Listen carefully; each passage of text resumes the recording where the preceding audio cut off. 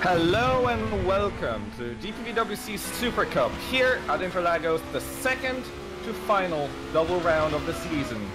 And this is going to be exciting. I think that we are going to see quite a lot of very tight racing, and qualifying is definitely signifying that exact matter of proceedings, as it were. And since at the moment our already crowned champion, or actually not the crowned champion, I think he can come out the crowned champion out of this race, out of these two races. However, Alex Siebel is there with an absolutely humongous lead, maybe actually even a champion. Humongous lead. And it just looks like an incredible season, and at the moment he's just doing everything to crown it with a beautiful lap, seemingly at the moment faster than anybody could muster throughout the practice sessions. And of course, although Stefan Ruhl just did a 17,000th of a second slower lap, so it's not all over yet. However, we're going to get into a little bit more details of what he still can achieve and what we still can see out of this race later on. Of course, the championship may be decided, but there will be a lot of action, and we have seen Supercup provide some absolutely amazing racing over the last couple rounds, and I'm really eager to finally get back into this after I couldn't make it last week. Today on cameras we have Gerrit de Vries, which I am very thankful for, since without a cameraman it wouldn't be able to happen. And of course I'm Kacper Kolodziejczyk, taking you through this double round.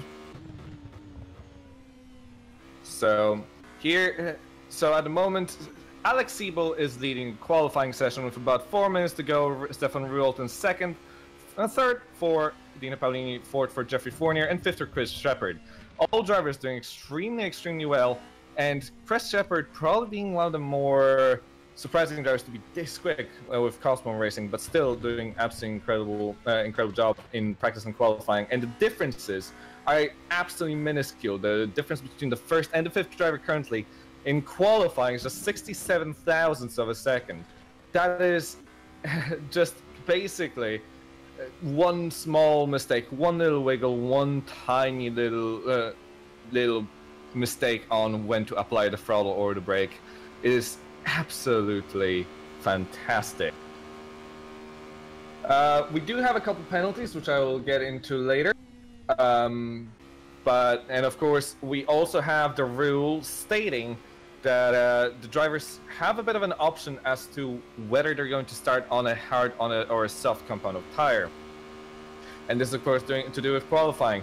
The fastest lap in qualifying and the compound that it is on, either be it hard or soft compound, is going to have to be used for the first stint in the race, which can be a significant factor. However, we have seen that only a couple drivers ever opted for that option of using a hard tire in qualifying due to how much slower it is. And actually one of those drivers at the moment is Mark Fuller, who I have a feeling like is not feeling the most confident in terms of his pace, and currently is in the final place of anyone who has downtime, since, to be honest, those tires just do not allow to go any quicker. A few drivers to, of course, pay attention to. We have seen them do quite well this season. Would be Kacper, Antonio Hreljanovic, Wopke Hoekstra, Borja Milan. Maciej Młynek could possibly show some signs of very fast driving he has earlier in the season. However, with a bit of a decline in the last few races, so he's only in 12.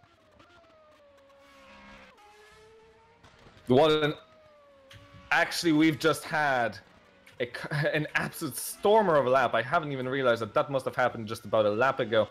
An amazing lap from Jeffrey Fournier has put him into pole position at the moment, provisionally, by 2/10 of a second, or by nearly 3/10 of a second, in fact, 274 thousandths over Alex Siebel. This is going to be a very tough challenge for anybody, including Alex Siebel, to get above, since his laps were very stable, but all around the 0.7 mark. So Alex Siebel has one shot. He is just about to start his lap. And other drivers to watch, of course, are Stefan Ruolt, Dino Paolini, and we're into the very latter parts of this qualifying session. And I think they still all can get a pole position, but it's all very tense and very, very close. All right, I think Jeffrey Fournier just got a bit... actually, he's only on an out lap as it looks, but he was held up a little bit by Chris Shepherd. And now Chris Shepherd and Jeffrey Fournier, I think, will be going in a tandem, hoping to do as good of a lap together. Possibly, actually, Chris Shepherd in fifth, quite far back, and actually used a bit of draft from Fournier to accelerate on the start-finish straight to get a little bit of a better start to his lap. That's a very interesting strategy. And of course, you will gain a little bit of time since the start-finish line is actually quite fairly far back at Interlagos here. So you can get a little bit of time. Of course, it's a bit more difficult to judge the brakes. I think there's actually a yellow flag out somewhere, which could mean that somebody is slow. Borja Milan, in fact, has just gone into pits. So Jeffrey Fournier is done. Alex Siebel is on his final stretch, very close to the finish. And he looks to have a fairly good lap, but cannot quite beat Jeffrey Fournier. What an amazing lap from Fournier. Just no one could touch him. At this point, the only driver who still has any chance of doing anything, and even then, I don't think his lap is fast enough, would be Chris Shepherd. And I think that is Jeffrey Fournier on our pole position for the second to last qualifying session of this season. All drivers are done with their qualifying, and at the moment, the standings, and I will have to go through the penalties to see exactly who is going to drop, are Jeffrey Fournier in pole position, Alex Siebel in second, third for Stefan Ruolt, fourth for Dino Paolini, fifth for Chris Shepherd, sixth for Borja Milan, seventh for Maciej Młynek, Wopke Hoekstra in eighth, ninth for Antonio Hurljanovic, and 10 for Tom van der Voort. Of course, this can shuffle around, and I just need to bring up the penalties, and let's compare. So, drivers that do have penalties. Polocek is back to the grid, so he has not set a lap. Jordan back to the grid, demotion. Again, hasn't set a lap. Eduard Batalla, he does not have a back of the grid penalty, but his brother Gerard does, who is not currently racing here. So that's an interesting... I'm not entirely sure why Eduard did not decide to do a lap, but that is his choice. Other than that, Michael Bernard in 16th place, it has a back of the grid demotion, so he will be starting at the back, not too much further than he already is. However, he has locked himself out in terms of the tire choice. Otherwise, it looks like we're pretty much done in terms of penalties that I can see that are applied to the current drivers. The only penalties are carried from earlier in the season and are on drivers who are not currently racing in the series. So, interesting ending to this qualifying, and we will very soon move on to the warm-up session. And at that point, we can, and at this point, we can really explain on the, as per usual, the format for this race. Since, of course, we have, this is a two-race weekend. First race, based on the starting grid is based on the qualifying grid. It is the longer of the two races, 41 laps in fact. It is a mandatory pit stop race, so this is something to keep in mind. And I will already go out on a limb and say that this is going to be a 2 pit stop race, as we have seen before. 1 pit stop around the middle of the race, going onto the soft tires, and the final lap pit stop from most drivers going onto the harder compound of tire, just on the basis of how much slower it is and how little pace you lose on the soft tire. So that is something to keep in mind, that these drivers will most likely do that strategy. Although we have seen drivers do the faster or do the slower, possibly strategy, and make it somewhat work. However, it usually does not end up working as well. We've also seen drivers go onto a hard tire for a lap in the middle of a stint. That used to be a Jeffrey Fournier strategy for a few races earlier on this season. And it's something to very much watch later on, as we will get into about halfway down the race. Second race, right after that, will be a reverse grid race, a 24-lap sprint race. The same amount of points are given away for either of the races. 15 places are scored, of course, as always here.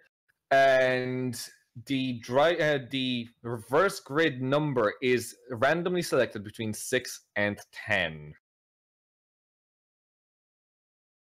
So I think that's the basic rules, and of course we have a few more. Of course, cutting the track is against the rules, as always in qualifying, and that does not get away. So all the laps are hopefully clean, and hopefully no one is going to get a penalty soon, or not soon, but after for the next race. And yeah, it looks like it could be fascinating. Of course, we do have DRS and we do have a long straight, so I would actually say that we're going to have a very interesting dichotomy. If anybody can keep behind for the final section, I think there is a high possibility that drafting and DRS are going to play into their hands. And we could see a lot of moves into the Senna S's, which are, of course, the first corner here at Interlagos. So I'm hoping for a lot of action through the Senna S's. I'm hoping for a lot of action in general. Interlagos is a fantastic track for that, and there are a lot of very good places, a lot of undulations, generally direction changes, very, very tricky corners. It is a very classic circuit, and I think a lot of people absolutely love driving around here. I personally enjoy it a lot as well, so hopefully I'm going to enjoy, and you're going to enjoy watching it.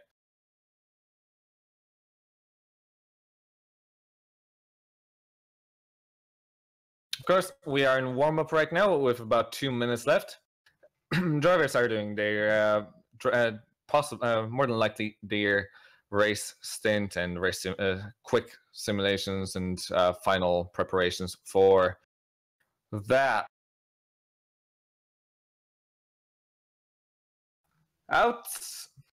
So here's some interesting bits and pieces. Of course, I have mentioned this before, but I think it's a thing worth mentioning every time it comes up. Really, these cars have a very interesting DRS method. We all know of the drag reduction system from a series like F1, Super League, etc.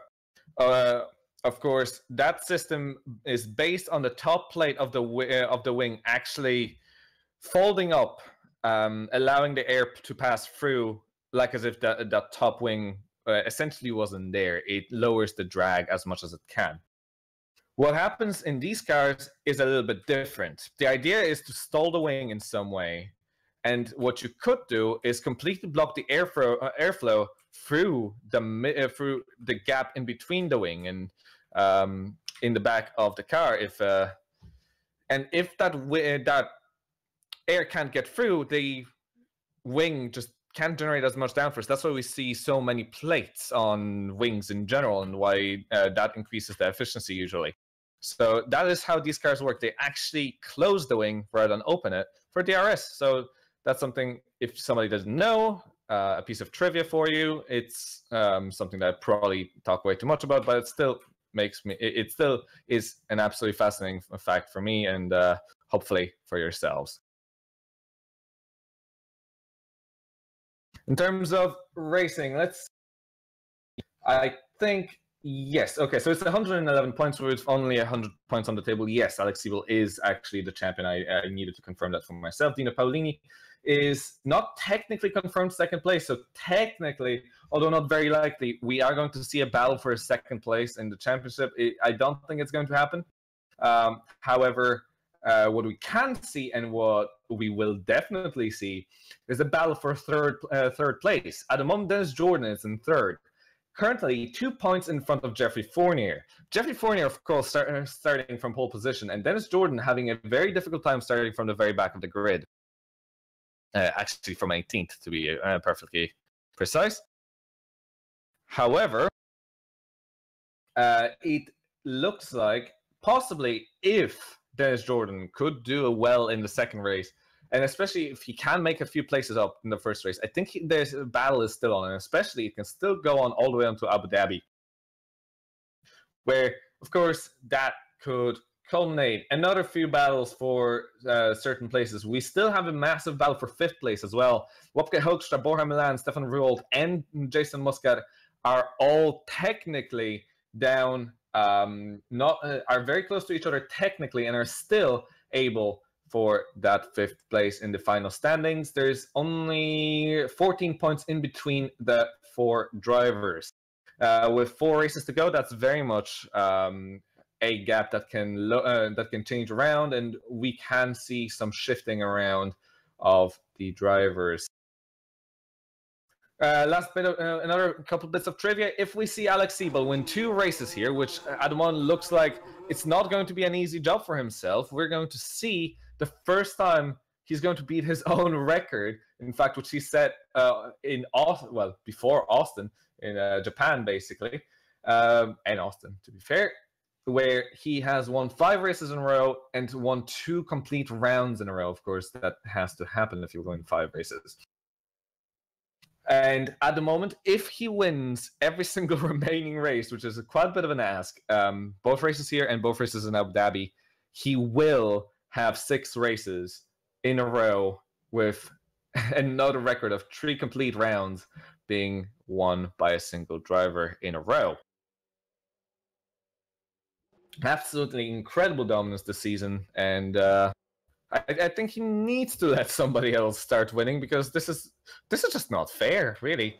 However, we are just about to start our formation lap, and this could be fascinating. So, from pole position, Geoffrey Fournier, absolutely a magnificent lap. With some bad luck earlier this season, I think he deserves this, and absolutely is going to do everything in his power to win this race. Alex Siebel, second. Our champion this season, already cannot be touched. 3rd place, Stefan Ruold. 4th for Dino Paolini. 5th for Chris Shepard. Very good performance. Borja Milan, 6th. Around the same place he has been for the entire season. Good stuff. 7th place for Maciej Młynek. Must have moved up a couple places. Wopke Hoekstra in 8th. 9th for Antonio Hrdljanovic. 10th for Tom van der Voort. 11th for Douwe Tapper. 12th for Rob Mason. 13th for Jason Muscat. 14th for Bastian Peisler. 15th for Mark Fuller. 16th for Edward Batalla. 17th for Michael Bernard. 18th for Dennis Jordan. 19th for Johan Lindberg. And finally, Tobias Polocek, starting from the last place. Also, sorry, I completely mispronounced Bastian Peisler. Sorry, that was a complete... that was just a slip of a tongue. So, yes, this could be fascinating. A lot of fast drivers in the back. Dennis Jordan, Tobias Polocek, very, very fast drivers. Jason Muscat also showing up a lot this season. Douwe Tapper, also another driver. Of course, Jason Muscat's teammate, who can do some amazing stuff. And he has won a race this season, so he is definitely not powerless. And he still can do very well. Of course, I would say that for a race win, if Geoffrey Fournier keeps this, as boring of a choice as that may be, I think Geoffrey has a shot at finally winning a race. He has not won a race since Monaco, where he has completely dominated. However, he has had a consecutive run of second places for the last 3 races. So I think he'll be very much hungry for that win. As we finally set up on the grid, as Geoffrey Fournier goes off from the pole position, and hopefully we're going to see as clean of a start as it is possible, as we have the red lights, and 4, 5, and here we go. Great start from Fournier. However, Siebel, even better. Siebel is already on the inside, already even. I think Siebel is going to have it. Not. He may just about. There's a bit of contact between Fournier and Siebel. Siebel has it. Siebel actually overtook Fournier. Now Rule trying to squeeze in. However, Rule not quite able to do it as Fournier closes the door. Still, Siebel, Fournier still side by side, trying some moves. Fournier is not giving up. This is absolutely going to be amazing. I haven't had a second to look back whether there was any incidents in the back, but we seem to have gone through okay. No one has really fallen back. Jeffrey Fournier just absolutely sitting on the very back end of Siebel.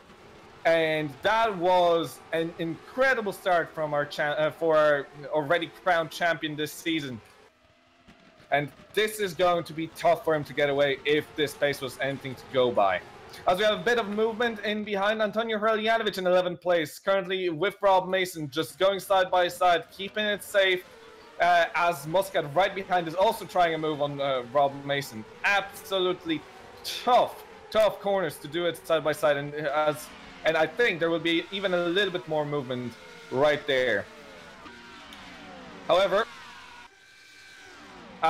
yes, Muscat goes side by side as we have a first of the pitters. Actually, 2 cars in the pits. However, Muscat goes through on Mason without even DRS. Mason does a switchback completely out of nowhere, trying to outbrake Muscat on the inside. Absolutely fantastic stuff, but can't do it. Muscat is through, and there's a lot of drafting going on.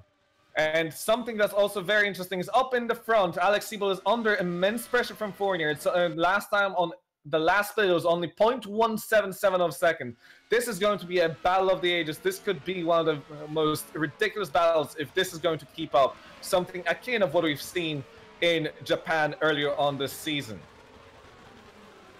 I've just spotted another move as Kacper in 8th place currently overtook Maciej Młynek into one of the corners which I never expected anyone to really overtake into right after the double right-hander up the hill. And luckily, I cannot remember the names of the corners, which I probably should have prepared earlier.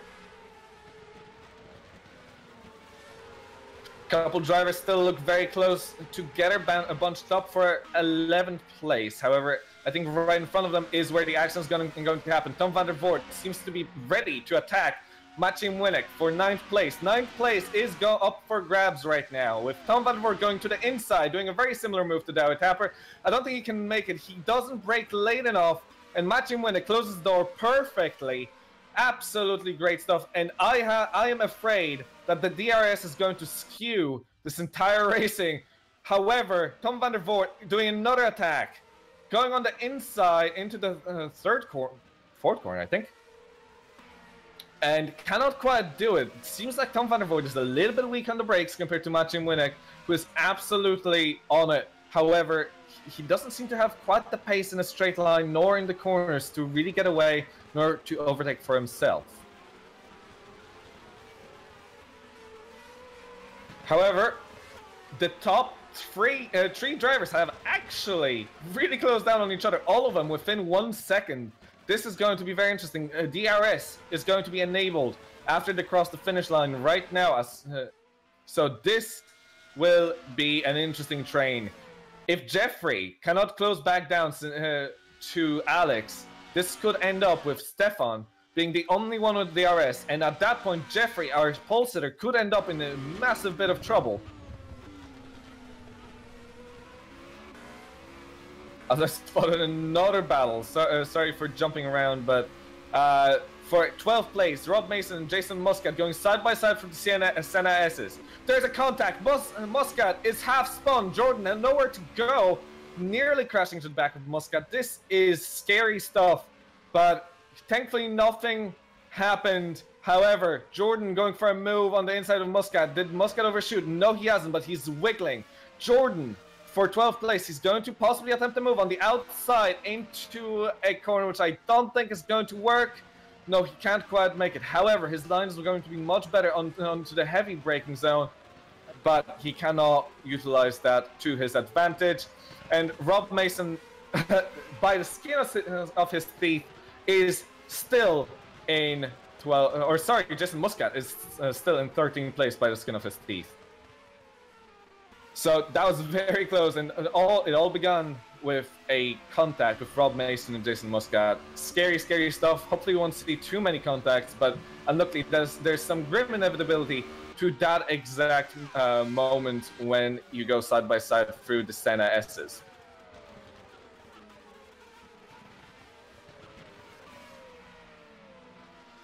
However, so from what I'm seeing right now, we're getting quite a few little trains going on.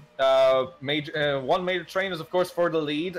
Jeffrey Fournier is keeping the gap of about 0.6 of a second currently behind Alex Siebel. And Stefan Rold is just about keeping within a second. I think they're starting to use the DRS to their advantage. The next little train is kind of a little bit more spread apart. Between 4th and 7th place between Chris Shepard, Dina Paulini, Wopke Hoekstra, and Borja Milan.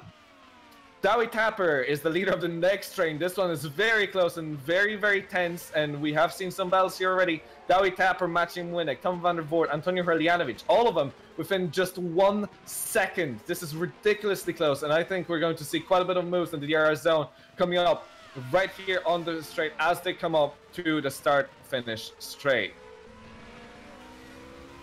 If it all, unluckily, what also happens when you have DRS is, if you have two drivers with DRS, it's a bit more difficult for you to overtake, especially if you do a mistake on the DRS. However, I'm seeing a move on Maciej Młynek by Tom van der Voort. They're going to do it just into the Senna S's, just about side by side. Can Maciej Młynek do the same thing he has done before, just outbrake his opponents? Yes, he can. There's contact, and van der Voort right into the wall after he has touched the rear end of Maciej Młynek, who has lost a bit of control. Hopefully, van der Voort is not suffering from too much of a disadvantage now with any kind of damage to suspension. I need to check that right now.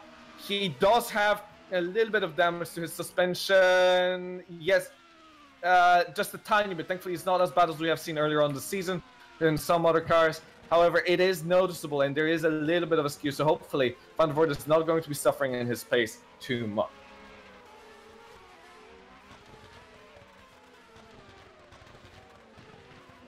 Alex Siebel is now only 0.4 of a second in front of Jeffrey Fournier. And they're just in the DRS zone. I think we're going to have an attack for the lead. Jeffrey Fournier, just 0.4 of a second and closing in. This looks like a possible move. It will be a late dive. It will be a late move, but it could be a retake. No, he cannot quite make it. However, he is setting himself up for the next lap, or possibly even the next DRS zone, which starts right on the straight, and it could end up in a position change for the lead. Alex Siebel to the inside, defensive. Jeffrey Fournier is going to have to make that outside work. However, Alex Siebel, absolutely amazing how fast he is. He must have set that car up for a straight. He knows how important it is in these cars to make sure that the straights are decent. Alex Siebel goes extremely defensive. Jeffrey Fournier does not know where to go. It nearly looked like Alex Siebel was changing his line a couple times. However, it looked good to me. He has only just come back to his racing line and hasn't actually blocked Jeffrey. So to me, it looks clean. However, Jeffrey Fournier on putting Alex under heavy pressure. However, Jeffrey having a bit of traction issues coming out. And I think this could end up in him. He did lose 0.3 of a second over that little burnout. However, it's still only 0.4 of a second. It's still the same move. It's still the same possible aggressive move. However, I think he's not going to be able to make it this lap just due to that one small mistake. However, I think he's going to attempt another move into the next set of corners. And again, after the next DRS zone, can he do it? Can he close down to Alex Siebel enough to overtake him on the shorter of the two DRS straights? It looks like he's not going to make it. However, he is very close. Can he just keep this close for a lap? But then not if you keep on making mistakes, Jeffrey, not that way. Some amazing stuff. However, we have some teammates battling now for 5th place technically. Wopke Hoekstra thinking better of it with just barely backing out of a situation where they could have both lost quite a bit of time to Chris Shepard, who's now catching up to Stefan Ruold, and this whole battle for the win is actually expanding, I feel, because Stefan Ruold is only 1.5 seconds behind Jeffrey Fournier. So this is something that could end up absolutely being a battle of the ages, as Jeffrey Fournier comes out of the final corner in an absolutely perfect way and is putting Alex under as heavy of attention as he could. And I think Jeffrey could make a move on the outside into the S's as Alex goes defensive. Alex goes very wide, trying to make his car as well as he can. However, Alex, I don't think cannot defend this. He's literally about half a meter behind Alex in Jeffrey, that is. And Jeffrey already in the front before the braking zone. Alex could not do a thing, and Jeffrey Fournier is back into the lead. That is absolutely something fantastic, and I have not seen this kind of a battle for the lead this early in the race for a very long time. What a fantastic bit of racing, and absolutely a fantastic move from Jeffrey Fournier. And now, this is going to be a question whether we're going to see an attack back from Alex Thibault onto Jeffrey Fournier. And while it may not be a battle for the championship, I think that this is something well worth watching anyway. This is an absolutely incredible battle, and it's absolutely on the top level of performance. Great stuff. And now, I think that actually with the way that these drivers are battling, what's going to play the biggest role here is how they're going to decide their strategy. Remember, this race is the longer of the two. This is the one where the tire wear counts probably the most, and where you have to go pit in at least once to change for the slower tire. But usually it means 2 pit stops since the tire is just so much slower. Seems like the gap has slightly stabilized, and Alex does not seem to be able to catch up to Jeffrey nearly as much as Jeffrey was keeping on the back of Alex, so this could be a one to watch. However, for now, I think it is absolutely settled. However, just one mistake for that lead, and there could be a change.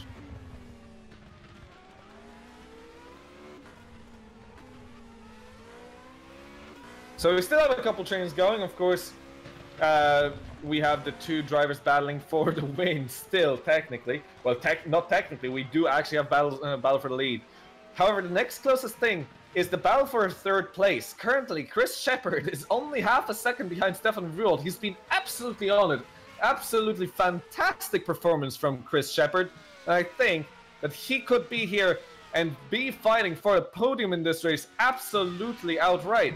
Great stuff from Chris Shepard, and that Cosmo team must be very, very happy with his performance, as Chris Shepard actually does go fairly aggressive and nearly contact between himself and Stefan Ruold. However, Chris just not having quite a good enough exit out of the Senna S's to have a hope of catching up on the second DRS straight.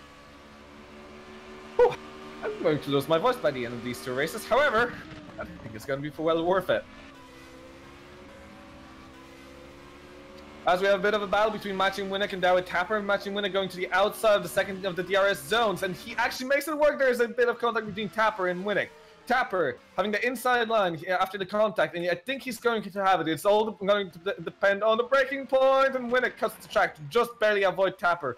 And just Tapper on the outside makes it work. Beautiful defense from Tapper. A bit too bad about the contact earlier, but great stuff. And Tapper maintains the 8th place, with Matching Winnick having Antonio Hrdjanovic breathing down his neck, and then having a bit of a gap behind him. That's the train currently for 8th place. The 11th place, actually the 11th place is also under contention from 2 drivers. However, the gaps are a little bit bigger.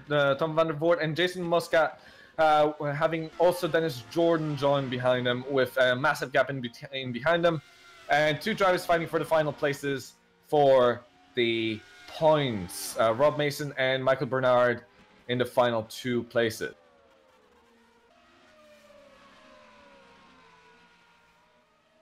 I need to see if I have any information on pit stop.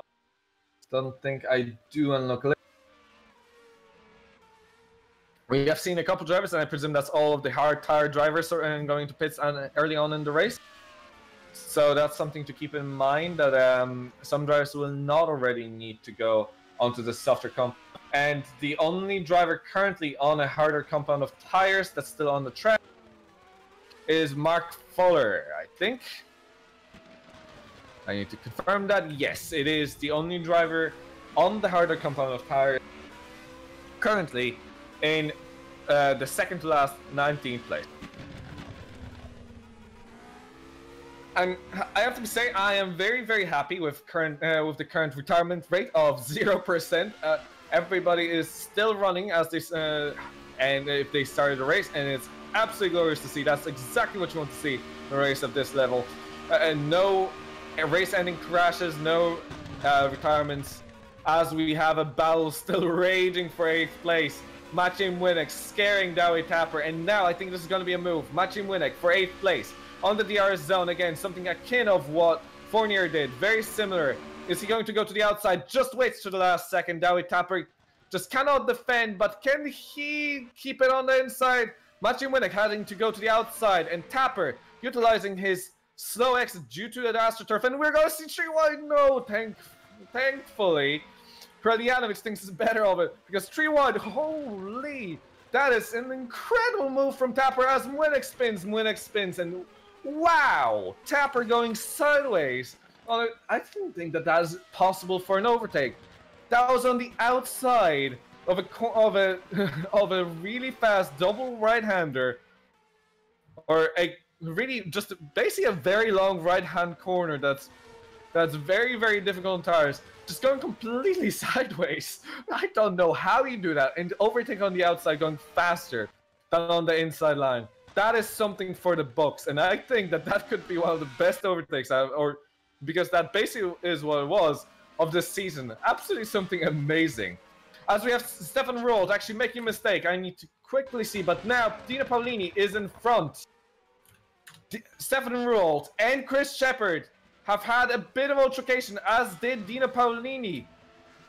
Stefan Rold just getting closed down by Shepard, sorry, as Dino Paolini is in behind him. Dino just completely innocent party in all of that.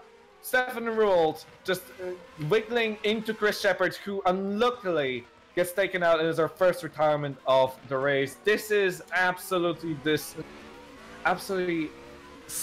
sad to see, considering Chris has been doing a fantastic job and he has done nothing to deserve what has just happened there.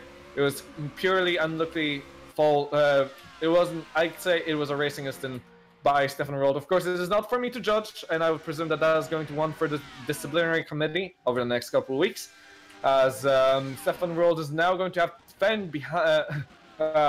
fend off Borja Milan right behind him, who's already on the DRS, and Dino Paolini right in front of him.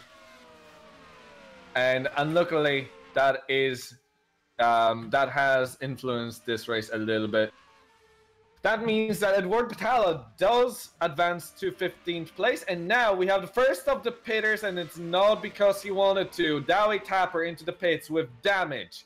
Front wing is missing, and he has been going around without the front wing for a little while. In fact, over about half a lap. Unluckily, spinning all on his own after a great start to the race, really. It was very good running in the middle to latter stages of the top 10.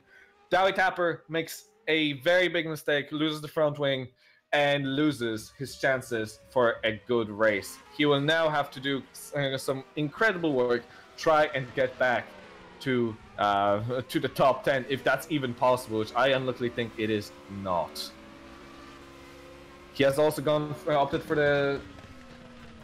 he has unluckily opted for the softer tire, so he will also have to go into the pits. I think he feels like it is not possible to really reap the benefits of the harder tire. Or honestly, I think it's just too slow for it to be used at this point of the race. As Chris Shepard is quite disappointed, and I can definitely feel your pain, Chris. Unluckily, that is what happens in racing. As Dowie Tapper, I'm just observing him a little bit on his outlap, and he is pushing way too much. He is making mistakes left and right. He is looking like he's going to be very, very is going to be a very difficult job for him to finish that race safe. As I've seen just with the corner of my eye, there's a battle between Tom van der Voort and Jason Muscat for 9th place. Tom van der Voort just about overtaking Jason Muscat in some crazy maneuvers. However, I think something I've seen that may have played into the part of Douwe Tapper spinning out was how aggressive he was. We have seen that overtake. That was absolutely insane. On the outside, barely keeping any traction in those tires. And I think that's exactly what happened. He's just killed his tires unluckily, and possibly just didn't expect the grip to be this low.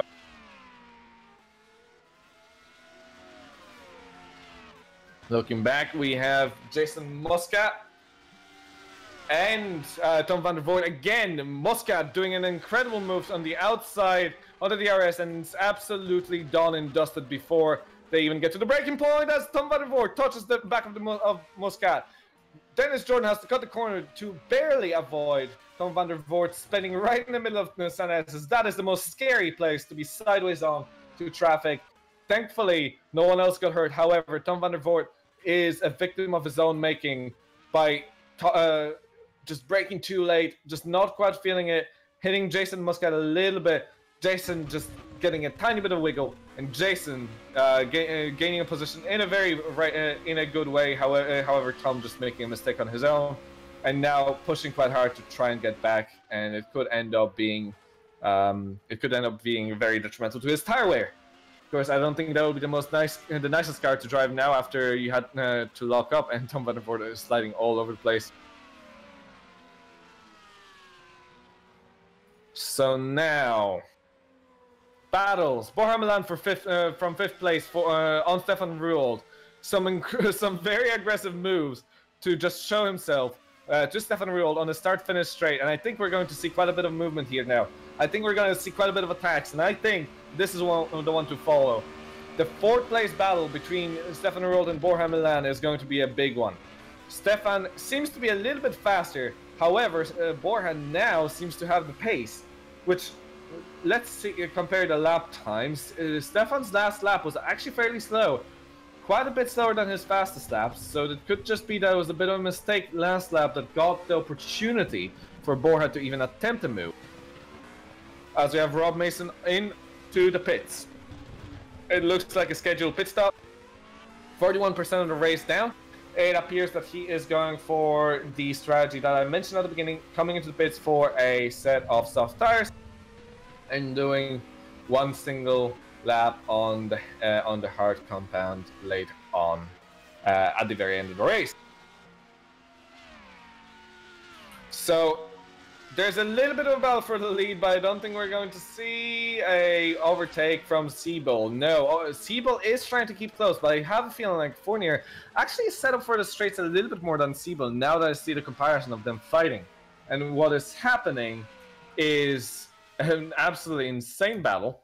However, Siebel just not quite able to close down on Fournier, who's doing an incredible job to stay out in front. But these two drivers will not let go. A single mistake could end up getting Siebel back into the lead. And of course, there's still very likely 2 pit stops to come from these two drivers. And they can decide it all. A single 10th of a second loss on braking late could be a braking early or too late into the pit lane is going to cost either of these drivers. This is going to be a tense battle all the way throughout this race, and I think this is going to be one of the closest finishes we will have this season.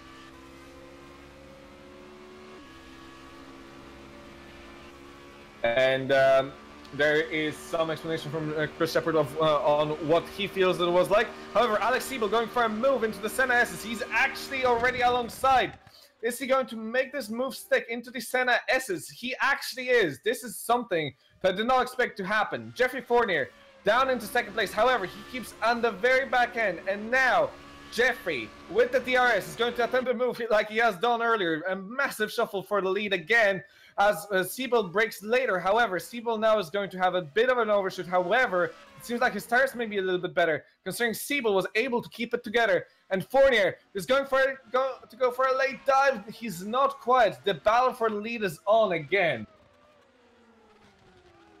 Alex Siebel, the current champion, not already having the points lead for this championship, is showing some incredible stuff this race, and he is definitely out there to win, and win he can. This is looking like Alex is at the moment. It looks like Alex actually lost a little bit of Jeffrey a little bit, but it could also be that Jeffrey is having his tires a little bit overheated. No, Jeffrey is coming into the pits. Jeffrey, the first one to call it, with half the race down, or just about down, he decides to pit in. He's going to go for an earlier and undercut and trying to make the new tires possibly do a little bit faster sector times and hopefully overtake Alex Siebel. That will be his hopes. Wopke Hoekstra, Antonio Hreljanovic, also 2 drivers into the pits on this lap. I think this is also a good call from these drivers. These drivers will not lose out too much. They will still have to do half race on this stint. Basically, they're turning around the amount of laps they're going to do on either of the stints. And these drivers will just have to do 1 lap more on this stint before they have to go on the harder tire. So it's more of a choice between this lap and the next lap. And of course, if you pit in on this lap, you gain the advantage over all of the other drivers that that you don't have to deal with the absolute mess of the pit. And Tom van der Voort was also in the pits. And now Alex Siebel, this is the moment of truth. Is he going to come in? I do not possess the information if he is, and he is going to come into the pits. It looks like not quiet. He is going for another lap. This is, I think, a mistake from Alex. Alex is going late. I think unless he's going for a single stop, this could backfire on Alex. However, this could also be a track where he has shown before that he can be one of the drivers who can go a single stint when other drivers can only do doubles. That is exactly what happened back in Silverstone, if I recall correctly. The first race I actually commentated on in this series, I think, this season. I seem to very much recall Alex doing something very similar. However, Eduard Batalla into the pits.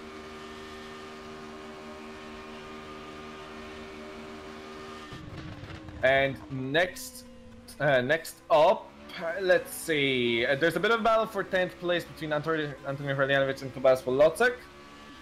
Let's see where Jeffrey actually is currently. He's behind Maciej Młynek, about 3 seconds behind, doing what kind of a sectors? Let's see.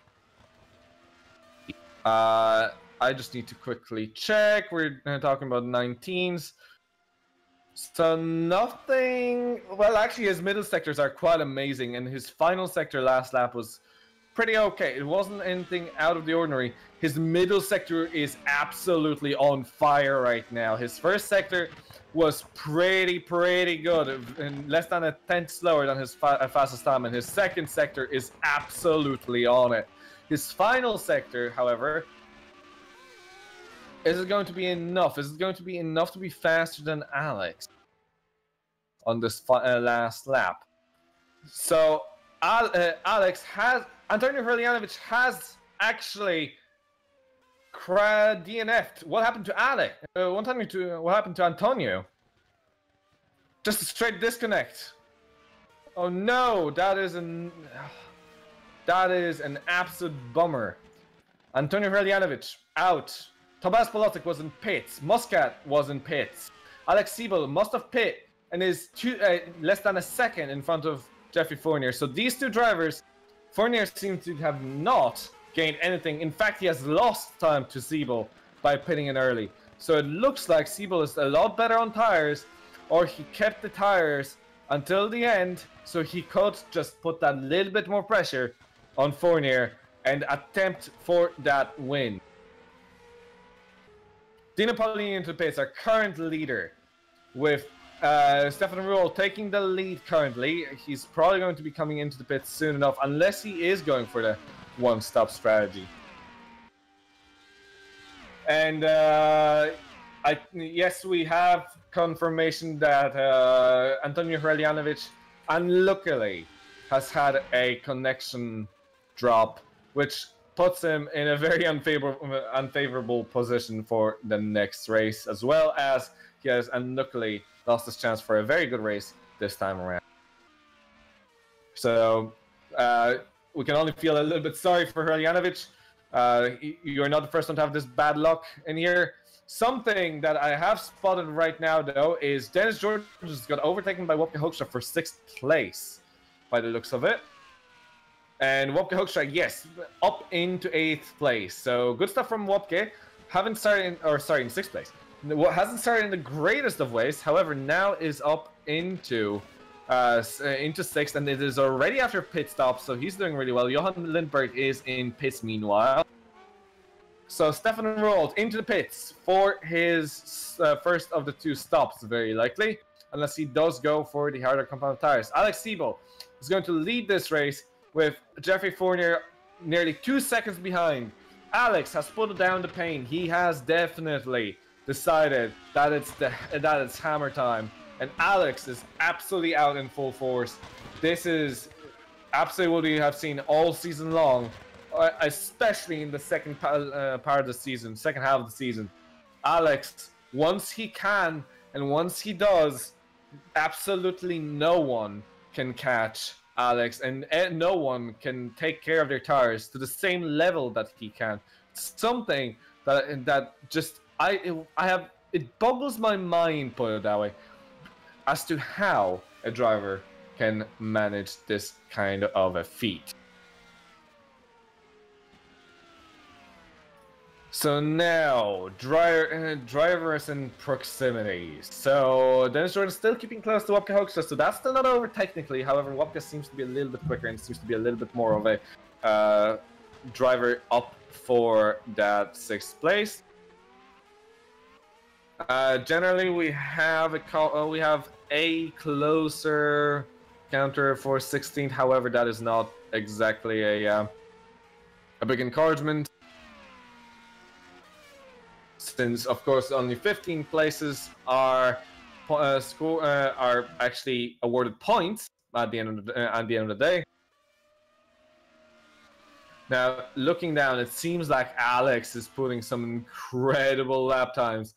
1:15.493. That is a 0.6 of a second quicker than Jeffrey Fournier. That looks to me like Alex Siebel has everything under control, and Alex is going for another win. This is incredible what this man has done over the course of this season, and in terms of how incredible domination he has shown. It is akin, if not even more, than what we have seen last season with Lars Brugman. Lars was, we have always known, was on another level. Alex, this season, has shown that he is absolutely in the same vein, and he has shown that he can be very fast in other steers as well. So this is not just purely on the based on the car. So absolutely. So unless Alex makes a mistake, I think we know who the winner may be. Outside of that, we're starting to run dry on any kind of battles. Drivers seem to be separating a little bit. All those moments in the race were unluckily, like the pit stops have increased the gaps.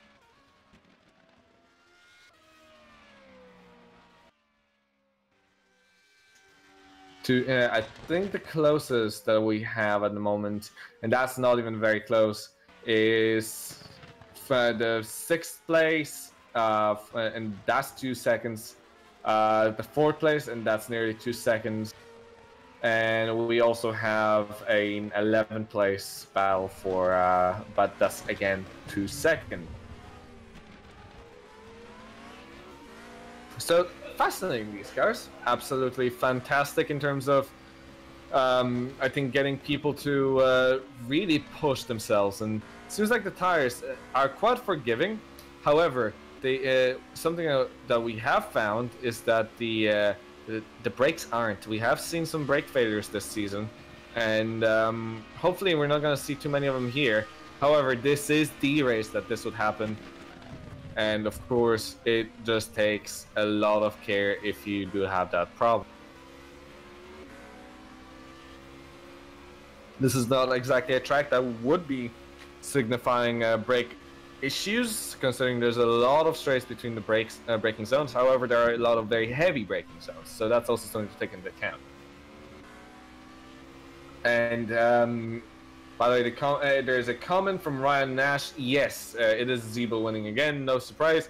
But to be honest, it's a little bit of a surprise. He wasn't starting from pole position, and he wasn't leading for most of the race, at least thus far. He is doing a good job now, but he was, for a very long time, second behind Jeffrey Fournier.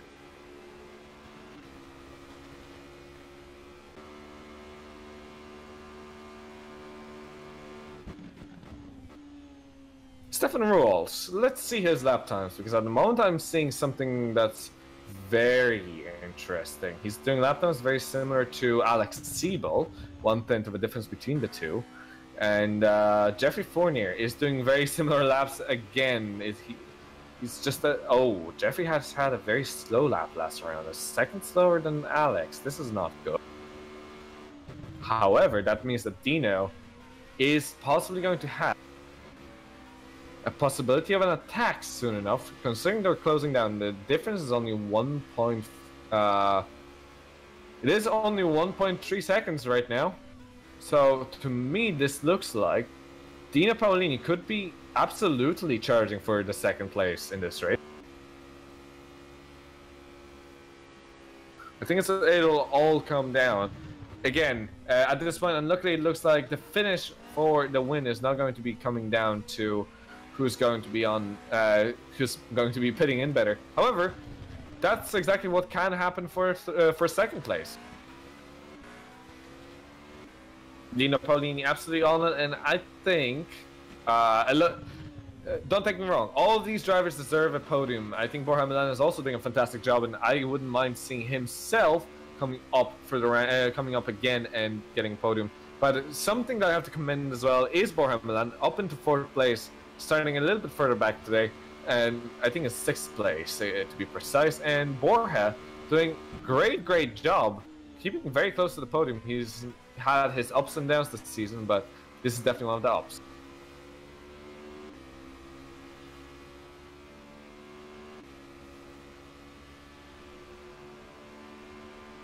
With me having to take a little bit of a sip of a drink, my throat is absolutely starting to kill me. And there's still a race to go. That's what happens when you have an exciting race. So, Jeffrey Fournier and Dino Paolini, they're a second apart, and we're going to see, I think, a battle going between the two. This could end up being a battle again, something I kind of would have seen earlier on between Sibo and Fournier. If that was anything to go by, oh dearie me, we're up for a fight if I ever see one. So Interlagos, great track. However, I'm seeing a very dangerous precedent here, and something very similar to what happened in Mexico. I have a feeling like, although to be honest, here it's not as bad. The DRS is thankfully not as prominent. However, there are some circuits where it is, and it is a little bit too powerful. Here, I think it's still a little powerful, but it is a tool available to both drivers, so I guess that is also something to take into account. A tool, of course, available to both drivers if they want to overtake, that is. Jeffrey Fournier now just 0.6 of a second in front of Dino Paolini. This is something that feels so inevitable at this point. With Dino doing some great laps still. Very consistent. Laps that are not as fast as Alex. Actually, sorry, I take that back. They're actually pretty much identical to Alex lap times right now. So, with absolutely no chance of really catching Alex if this is how they're going to end up, the second place battle is still a good one. And remember that Alex still could make a mistake. We have seen him make mistakes earlier on this season. This is rare, and he's doing very well for himself, but we have seen him make mistakes. Not quite close enough yet. Dino Paolini just closing down a little bit using the DRS. Seems like the gap. Seems like it may be a little tough for Dino to overtake. Fournier seems to know exactly what he needs to do to keep his place. So I wouldn't be surprised if we see Jeffrey keeping that second place. However, we still have a good bit of the race to go. It's still 10 laps, so it's still quite a large portion of the race to go.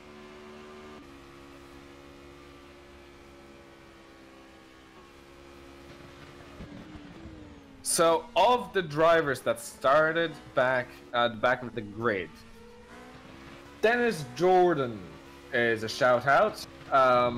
Dennis Jordan all the way up to in 7th place, I think is the top of the back of the grid, the motion runners. Tobias Polotczyk not having as great of a race. It is his teammate.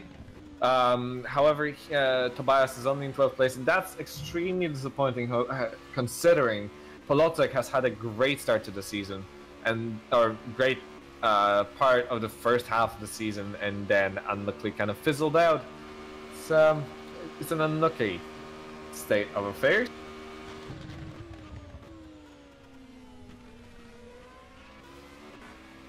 Michael Bernard also with a... Speaking of Dennis Jordan, he's actually into the pits, sorry. Michael Bernard also had a back of the grid demotion, and now he is currently in 15th place. So also in points, however, not doing so great for himself. However, Dennis Jordan in pits, and what is it going to be? Hard compound of tires. He's going early. He's going to do quite a few laps on that hard compound. He has, I think, not pitted thus far. So that's actually one of the reasons why he was so far up. He has been driving on the single compound of tires, on the single set of tires from the start of the race, and that's actually something that is an impressive feat if I've ever seen one. And now he's battling with Edward Batalla for 10th place, for 9th place, sorry, and there's contact already. Batalla gets spun by Jordan and spun back, and there's even more contact. They both spin, and this is not what Jordan wanted to do. And he gets back onto the racing surface, losing places for Polotczyk, Edward Batalla, and Tom van der Voort. These two will be very confused and happy at the same time about gaining places. However, this was ridiculous, if I may say so myself. Both drivers losing a lot, and I think this is going to be definitely one for the disciplinary committee to resolve.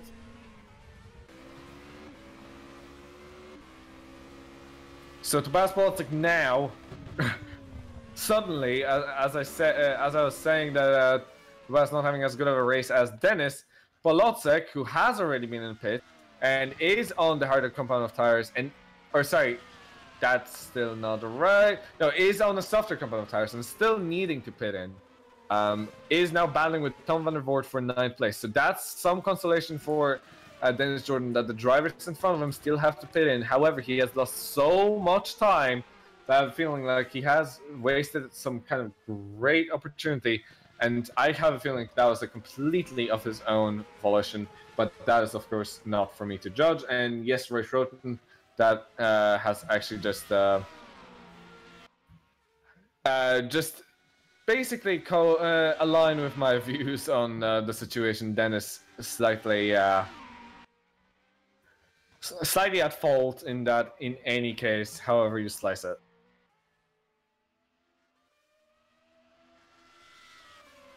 Something that's even more incredible now is that Dino Paolini is in front of Jeffrey Fournier, and that's been happening for the last lap. However, Fournier is not giving up, so there's still a battle for 2nd place. And they're both 6 seconds behind Alex Siebel. So sorry that I missed that, but that was a little bit of shuffling here and there, and I have not. And it's a little bit difficult to pay attention to a battle that's going on for ages.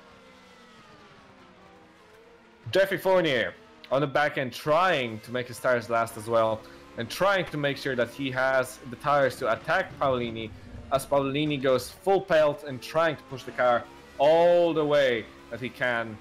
And I think if Fournier could just come out of the final corner a bit better than Paolini, can he actually make it work? I don't think he can. I think it's a little bit too far for Fournier to overtake Paolini at this point, as we have Michael Bernard in pit lane. I think he's going to be coming in with for a set of hard tires. As he pits in and goes on to... Sorry, a set of hard compound tires.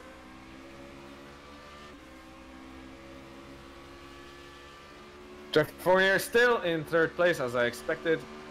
Going to go for a move, but not quite close enough.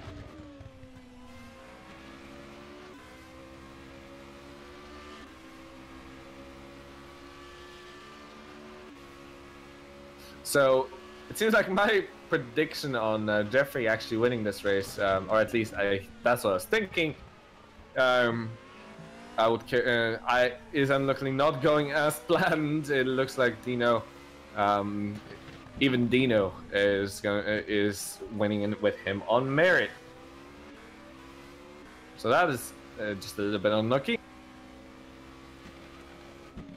Eduard Batalla is right now at the back of the train for 9th place. Tobias Polodziejczyk, Tom van der Voort, and himself. This could end up being a battle for 9th place. However, it's gonna be a bit difficult. Eduard has shown some battling earlier this season. However, it wasn't always of the highest quality. However, something that's... Let's see the tire compounds of everyone. I think they're all on the starter compound of tires, and they are, yes.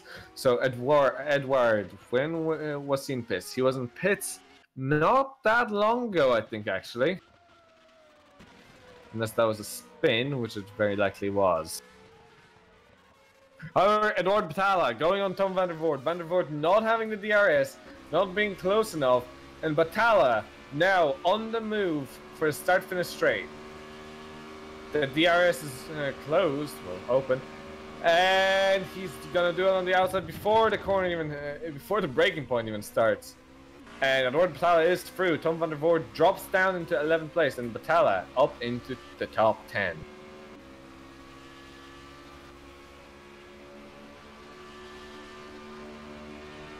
Borja Milan sliding about a little bit. He's now in a race of his own. Seemingly not quite able to catch up to Fournier, although Fournier is now not able to keep up with Paolini. They're about a second apart at this point. Actually, over a second apart.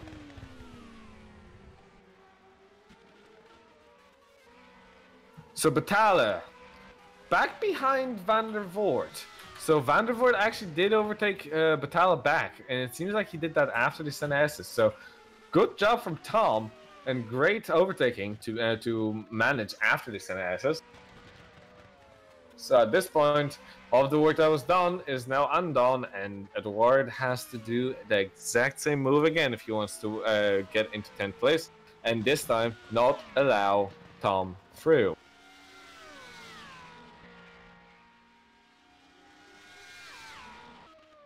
And he does go for an inside run. However, it looks to me like he is not quite capable, and Tom van der Voort makes a mistake. He returns to the track in a very unsafe manner in my eyes, and now nearly contact with Batalla that could have ended quite badly. Batalla now in front. However, this was all Tom van der Voort's fault, and I think that was actually quite a dangerous situation to be involved in. As we are closing down on the end of the race, Alex Siebel with only 3 laps to go.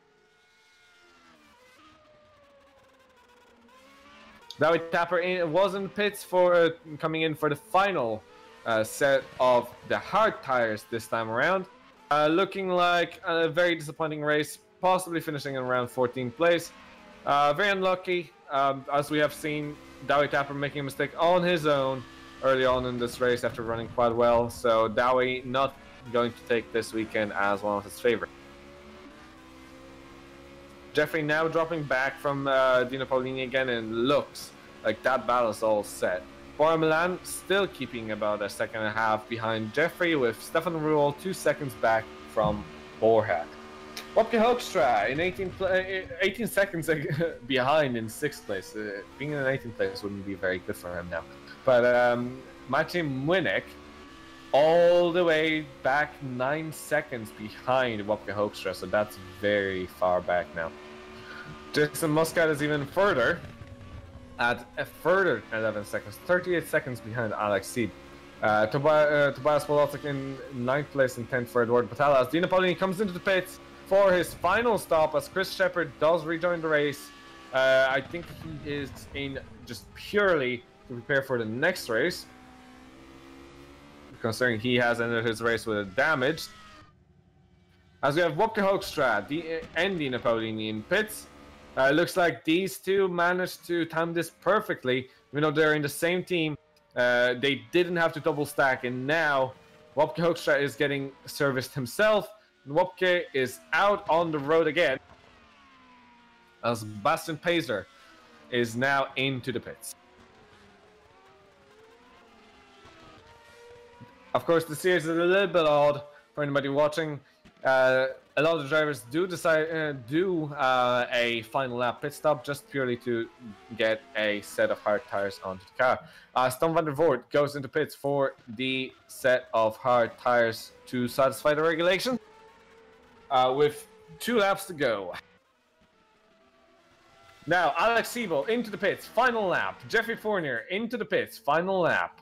Bora Milan follows suit. Stefan Rold, exactly the same. Rob Mason has pitted in a lap beforehand, but he is currently in pits, so he could also be there to mess everything up a little bit. So these 4 drivers, it's going to be interesting to look at Fournier and Roald, really, and Paolini as well.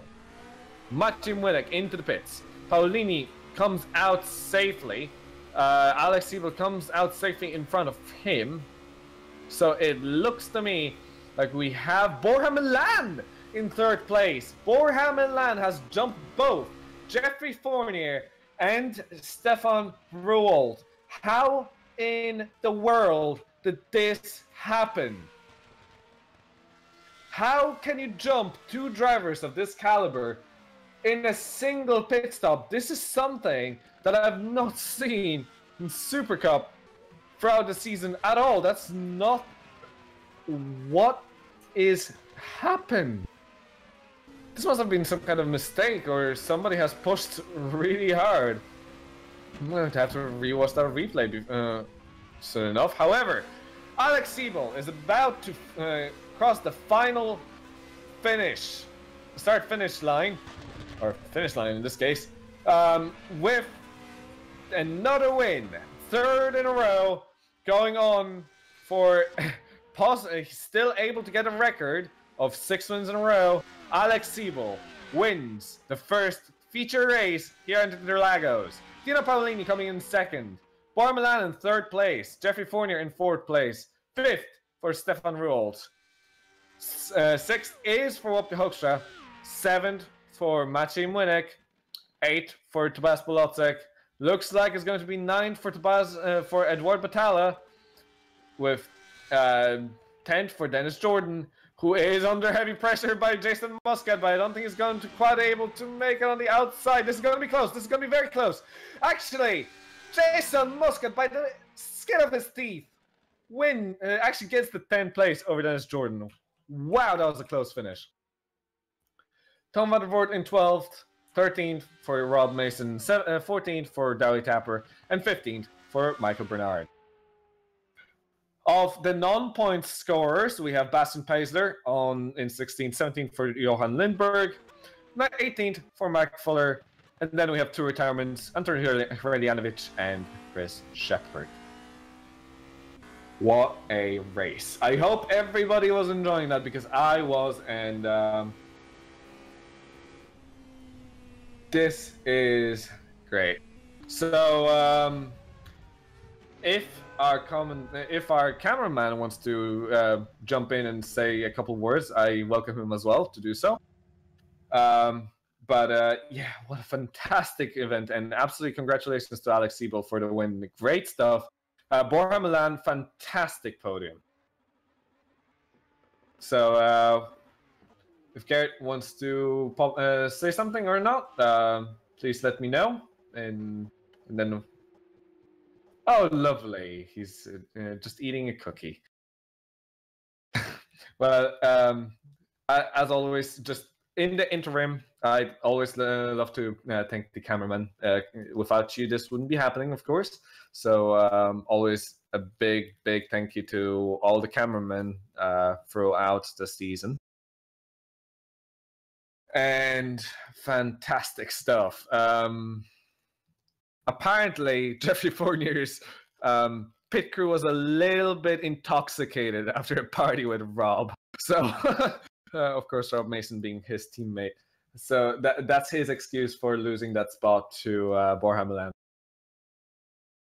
So if anybody has any comments, please let me know in the YouTube section. Right now would be the perfect time. We have a couple minutes to kill. I need to absolutely drink something because my throat is getting hoarse, and we still have a race on our hands that's going to probably last about 40 minutes. So, or actually about 30 minutes. So hopefully this is going to be as exciting. However, right now, this could be fascinating.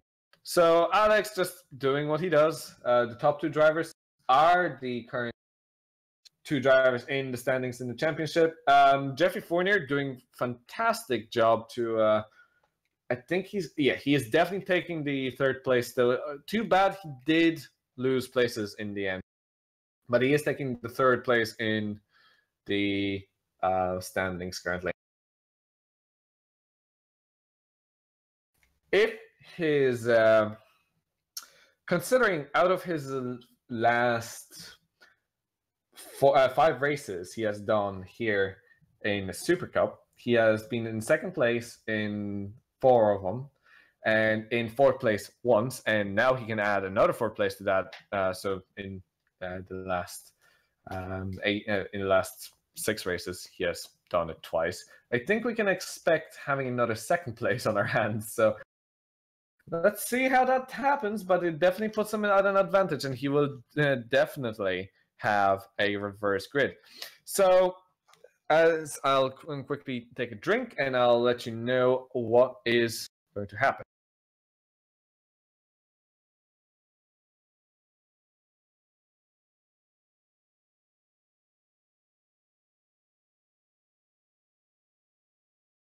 So from here, we have, of course, a reverse grid for the top 6 to 10 drivers. This is going to be a lottery that we do every race or every weekend. We will be a number will be announced later on in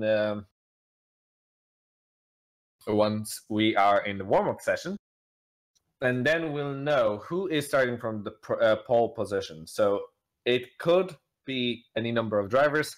Alex Siebel will be starting from 6th or 10th, 6th, 7th, 8th, 9th, or 10th place. Of course, it all depends on who draws the lucky number. And I'm seeing some very funny comments from Antonio Hreljanovic. Of course, having a bit of a unlucky,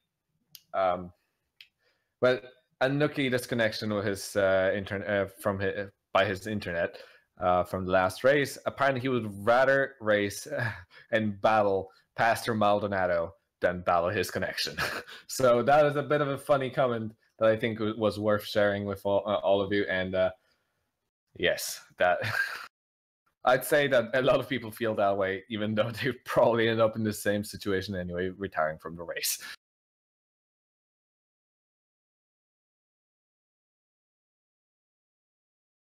So the reverse grid, of course, is a little bit tough. Usually we see that drivers that are fastest, that is Alex Siebel in this case, tend to struggle when you have about 10 driver, 8 to 10 places to make up.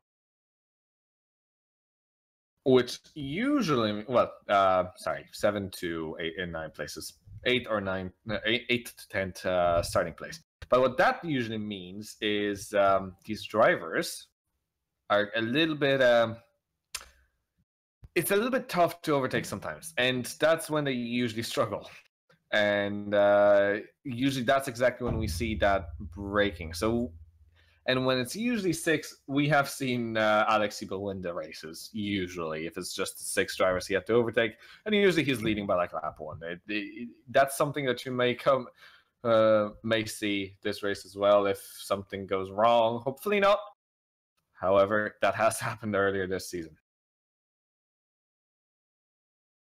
So, second race. The format is a little bit simpler, something that most of us will be familiar with. A simple, no-stop race, 24 laps, so it is longer than a lot of the drivers did their stints. So that's something to keep in mind. The tires will need quite a bit of management. However, it is a non-stop race, usually driven on soft tires, and the drivers tend to be fairly aggressive, considering they have nothing to lose. They don't have a second race to prepare for. So we have the reverse grid number as well, but I'll come to that in a second. And it tends to be that the sprint race is quite a bit hectic.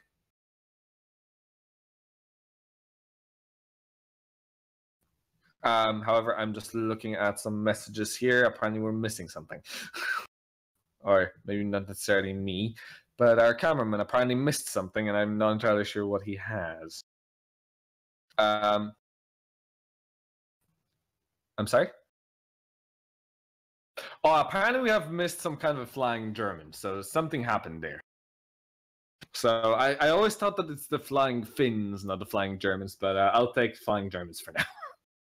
So, however, yes, so the sprint race, pretty simple. Reverse grid is always in effect, so that's something that makes up for the action in the sprint race. Not necessarily, one has pit stops, one has a reverse grid. And reverse grid number is 6, the lowest possible. Wopke Hoekstra is going to be taking the pole in this race. And this is good news for Alex Siebel if he wants to keep that record going. So I'm still thinking he will do that. Apparently, basically, Jeffrey got jumped by Borja because Rob Mason was pitting. So actually, that Rob Mason thing I mentioned, yes, they couldn't double stack, of course. So that's exactly how Jeffrey lost his place. So too bad, Jeffrey. Good effort though, and I have to say that move on Alex Siebel early race was absolutely fantastic. Some good battling there. Just too bad your pace just dropped off a little bit. But good job. Still better than you having issues earlier on this season with disconnections. Apparently, the softs last very long for certain drivers.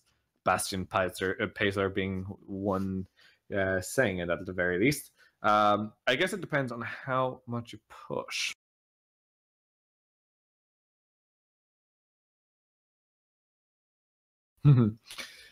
So, Wopke Hoekstra saying that being asked why it wasn't 5 places because he usually misses out on just barely misses out on getting the pole position, or not pole, the reverse grid pole position. But this time he couldn't because literally being 6 is the lowest that you can.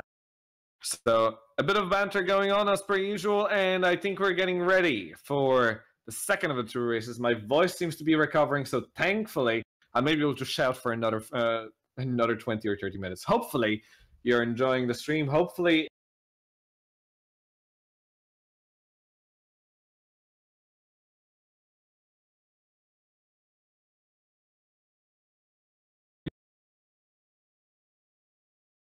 so I'd say this is going to be fascinating. And I think that we're actually going to be looking at possibly Alex Siebel not winning this at this rate.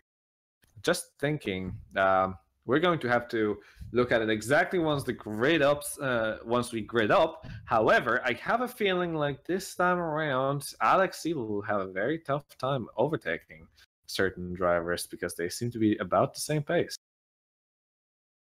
And they're in front of him right now.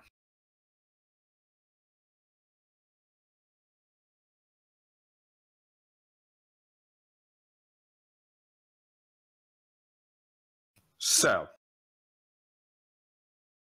apparently the wear on tires is was quite heavy. They apparently usually change out at around 30, 26% of the tires. So something interesting, a lot of the tires in a lot of other cars actually give up a lot of traction at around 50%.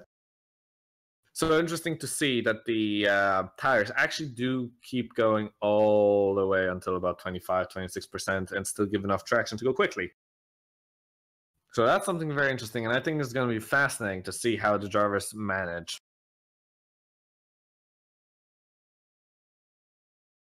We have our final messages from our race director, Chris, and he, of course, is the man who this is possible, who makes this possible. Of course, as always, our race director is somebody who has to be here, who does his job every time, and without him, we wouldn't have what we have right now, and we can only be very glad to have Chris Williamson here with us, as always. Apparently, Jeffrey is now saying as well, just a quick chat, that apparently he was really pushing it on the first stint to wear the tires down to just show Alex who's the boss. And then he showed, and then he apparently showed Jeffrey that it was actually him. It was actually Alex. So, of course, the banter going between the drivers, and it's good to see that there's always a good bit of positivity going across the drivers, and I like to see that. I like seeing friendly banter between drivers, as long as it doesn't become toxic. It's absolutely fantastic, and I think we're all here to have fun, and I think we're all here to enjoy ourselves. So as we grid up and as we get going, Wopke Hoekstra is going to take us from pole position. Good stuff, and Wopke is going to be hoping for a win this season. Can he do it? I don't know, but he will definitely try. Stefan Ruold in second place. Definitely going to be a challenging driver, and definitely going to be challenging for the win here. Jeffrey Fournier, another driver who has shown incredible pace in qualifying, a little bit slower in race pace compared to Siebel. However, can he maybe manage and muster up and win this race? This is entirely possible. Borja Milan in fourth place. Great race. Final podium. He has been struggling in some races this season, but Borja, great stuff. Third place last race, fourth place here, or starting from fourth place here. Dina Paolini in fifth place. And then Alex Siebel in sixth. Both drivers very fast. Both drivers, I think, are going to be challenging and will be attempting to make their ways up onto that top spot. Maciej Młynek, the first of the non-reverse drivers. Great race last time around, and I think he's going to be doing a good job again, and he'll be hoping to go as high up again. Tomasz Polacek 8th, with 9th for Eduard Batalla. 10th for Jason Muscat, with 11th for Dennis Jordan. 12th for Tom van der Voort, and 13th for Rob Mason. Douwe Tapper, disappointingly, 14th, but we all know he has unluckily made a mistake earlier in the first race. Michael Bernard in 15th, with Bastian Peisler in 16th. Johan Lindberg in 17th, 18th for Mark Fuller, 19th for Antonio Verljanovic, and Chris Shepard, with the very unlucky for the last two retirements. And we will get going in just a second. So what I'm expecting is, to be honest, I'm going to bet that Stefan Ruold is going to take this one. I have a feeling like he is fast enough. Either him or Dina Paolini. But here we go. And as all the lights up, and we go green. And I can see a 3 wide right behind the top two. There's contact between Fournier, Ruold, and Milan. Thankfully, they're still on track. However, Fournier did drive into the back of Ruold, and this could be looked at by the disciplinary committee later. But that was scary stuff. Siebel already in front of Paolini and attacking for Milan. Already attacking for fourth place as Młynek and Batalla. Spin out, contact between the two, and unluckily both are already back down. And after a good race from both of them first time around, They're already, and luckily, having a bad start to this race. So, a lot of stuff happening. As I said, it'll get a little bit more hectic in the second race when you know that you don't have that much to lose and you have a lot to gain. The little train is happening between Rob Mason, Jason Muscat, and Dowie Kacper. Rob Mason having an amazing start, rocketing up all the way up to 8th place, and now is under heavy attacks from Jason Muscat, and who is being followed by his teammate Dowie Kacper. So this is going to be a massive move. Muscat already on the inside, touch, contact, Muscat, end. Rob Mason crash. Mason without a rear wing. That's the end of the race from Mason. He has to make an entire lap without a rear wing. This is the end for any hopes of competitiveness as he tries to make his way without a rear wing, and he spins, and I think he now realizes it is the absolute end. This is very unlucky, and Mason has retired from the race.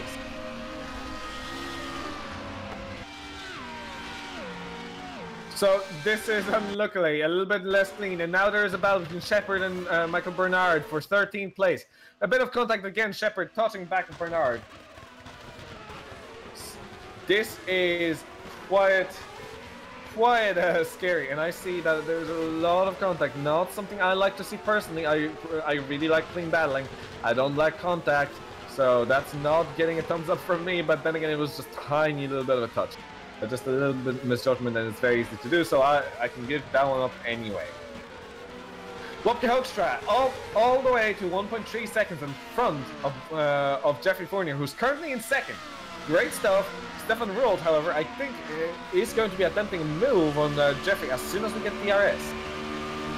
And Delta Racing Team is saying go, Stefan, and you are definitely you have the right to definitely cheer him on. He's doing very well for himself, as he is definitely trailing behind Jeffrey like a shadow, and this could end up being a massive battle. But now he has to watch out for Borja Milan, who's also doing a fantastic job, and Borja just on the very back end, so he has to watch out to not make any mistakes. Sorry, there was a bit of a hiccup. I'm terribly sorry. As we have Alex Siebel also on the back of this tiny little train.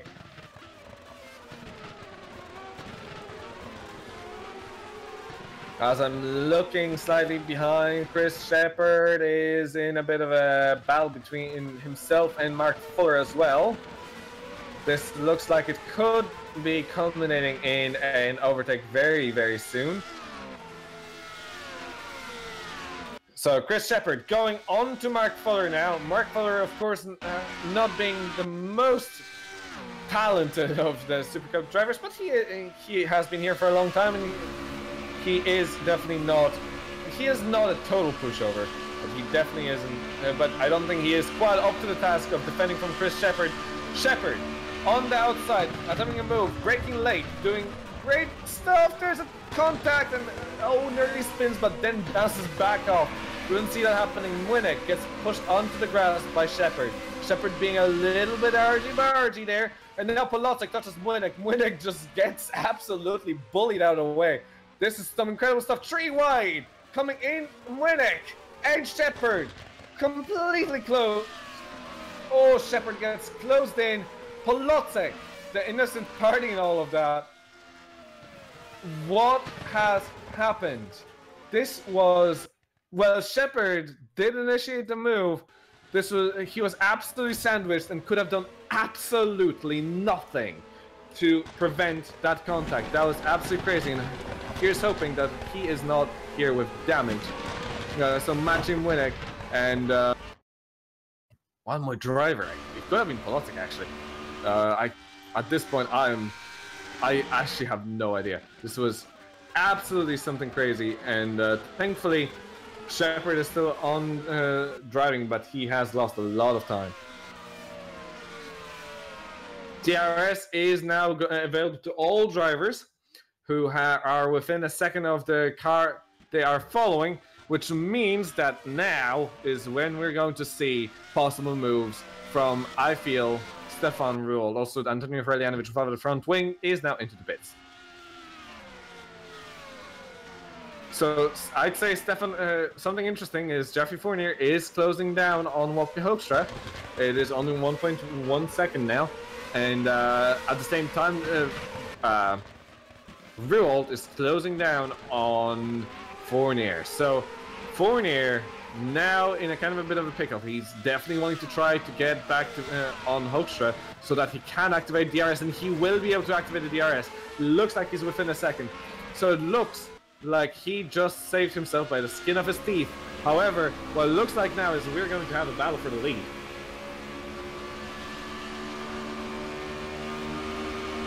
In fact, the top 5 drivers that includes Alex Siebel within 2.6 seconds of each other. This is all very tense and very close. This is going to be very, very close unless something changes. And we have seen that all drivers were very close all the way until the pit stops last time around. So I wouldn't be surprised if we see something quite scarily amazing until the end of the race.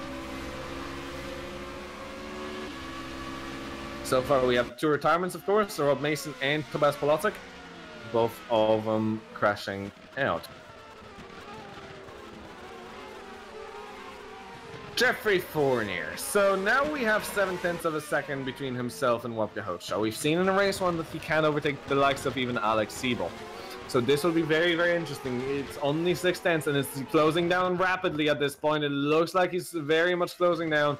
It is now 0.5 of a second and even closer after this braking zone. It looks like Jeffrey is going to try a move. It looks like he's going to close down. If not now, it's going to be the next DRS straight. If not, then the next lap. He is not letting Wopke go. Wopke, under immense pressure at this point, is he going to go for a move? No, he can't. He's a little bit too far back. However, now he has to go through these corners perfectly. Fournier does a little bit of a slide. However, Wopke goes wide before the DRS even happens. Jeffrey already has it side by his side, and Jeffrey goes into the lead, goes to the inside, and is already in front. By the end of the straight, Wopke not quite able to deal with the pressure, not quite able to deal with charging Jeffrey Fournier. Now he has to deal with either trying to overtake back on Jeffrey, which is going to be a very big ask, or we're going to have to see Stefan Ruold try and overtake on Wopke Hoekstra. This is great stuff.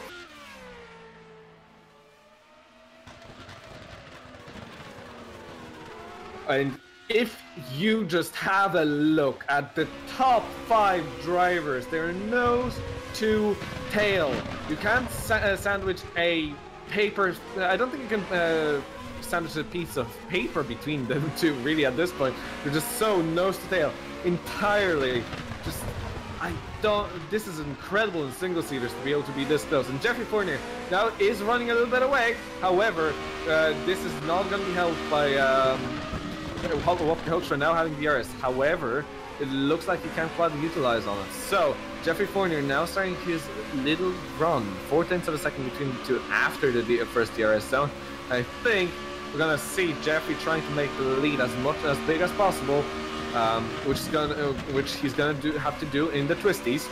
And at that point, Stefan Ruold is going to have to attempt a move if they can. Of course, disengage from DRS from Jeffrey Fournier.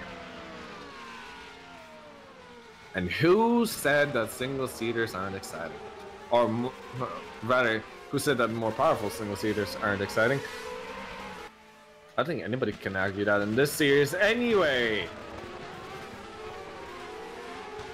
At this point, we're looking at a fairly stable gap, so doesn't look like Wopke is losing anything, so this could be very, very tense until either Jeffrey finds some kind of a lap where he can overtake, but he can run away, or Wopke Hoekstra finds a lap where he can overtake. However, Stefan Ruold on a charge on Wopke Hoekstra, not quite able to do it with both of them having a DRS advantage. However, one single mistake from one of these drivers, and there's Borja Milan, and right behind there's Alex Siebel, who are all waiting for that opportunity. It looks like Ruold is very feisty indeed. Wopke Hoekstra not quiet, slow enough on a straight for Rule to catch up, but it is very close. It is nose to tail. It is absolutely nothing between them. So one mistake, lose the DRS, and I think that Rule will have Hoekstra. However, at this point, Hoekstra is doing a very good job to keep in behind Fournier, so that's something he'll be very happy with. It's just 0.4 of a second between them two. I think it's about 5 right now, 7. So this is actually one of the bigger gaps we've seen so far. And now, Wopke is not going to have as good of a traction and not as good of a draft as he would usually have. And now Stefan is only 0.3 behind. I think Stefan is going to hazard go for a move. I don't think he quite counted his top speed currently. I think he may have shortened his gears too much, or maybe they just can't go any longer. But I can tell you right now that Stefan just cannot out top speed Hoekstra if they're both on DRS, even if he is in draft. So here's again a case that I've made before. If you make the gears too short, it's going to bite you, even if, especially when you're trying to overtake.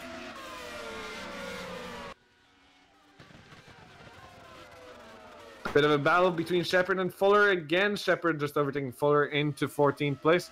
Thankfully, without any further touches or contact is probably the best way to put it between the two. Shepard already back into 14th place. However, his race is kind of ruined after the unfortunate incidents.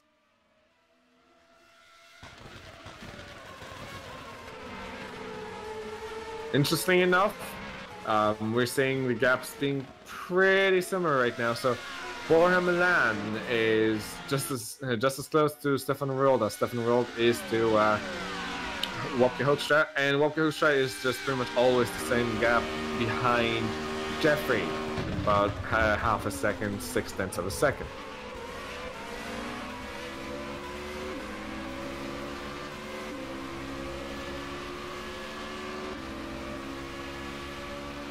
So,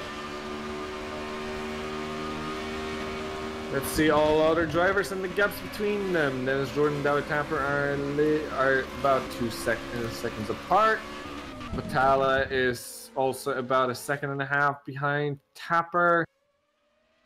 That's something close. Shepard just overtook Van der Voort, I think, and Van der Voort is actually attempting a move back on Shepard, going on the second of the DRS zones, and is going to have him back. So this is a battle that's definitely happening, and definitely Shepard is going to try to overtake Van der Voort again. This looks like one of those moves where Van der Voort just not quiet, while not quicker, just able to keep on the DRS. And sometimes overtaking on the first DRS zone is not as good as overtaking the second one.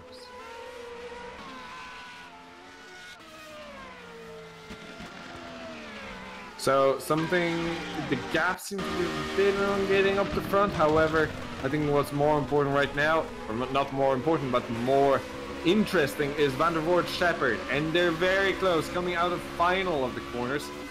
It is not, I call it the final corner, while it is technically not. It's the final corner. You have the final breaking point, essentially.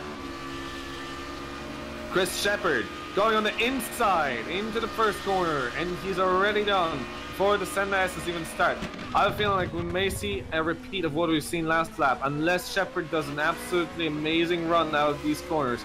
I think Van der Voort has another run. Van der Voort, can he do it again? Can he do exactly what he has just done? It looks like he can. He's gonna go for the inside. He's gonna do it again. Exactly the same repeat move. Same old story. However, Shepard now shadowing Van der Voort, and Van der Voort is spun out. That is not how you overtake, Chris. That is not how you overtake. And that's one for the disciplinary committee, but I think that's pretty obvious on how not to race and how not to overtake. But one can only feel very sorry for Tom Van der Voort, since that ending of the race was not his fault whatsoever. The top 5 drivers are still very close together, and behind them is Dino Paolini, kind of very close. Zeeble trying to possibly move on Borham Land, but not quite able to get the top speed to do so.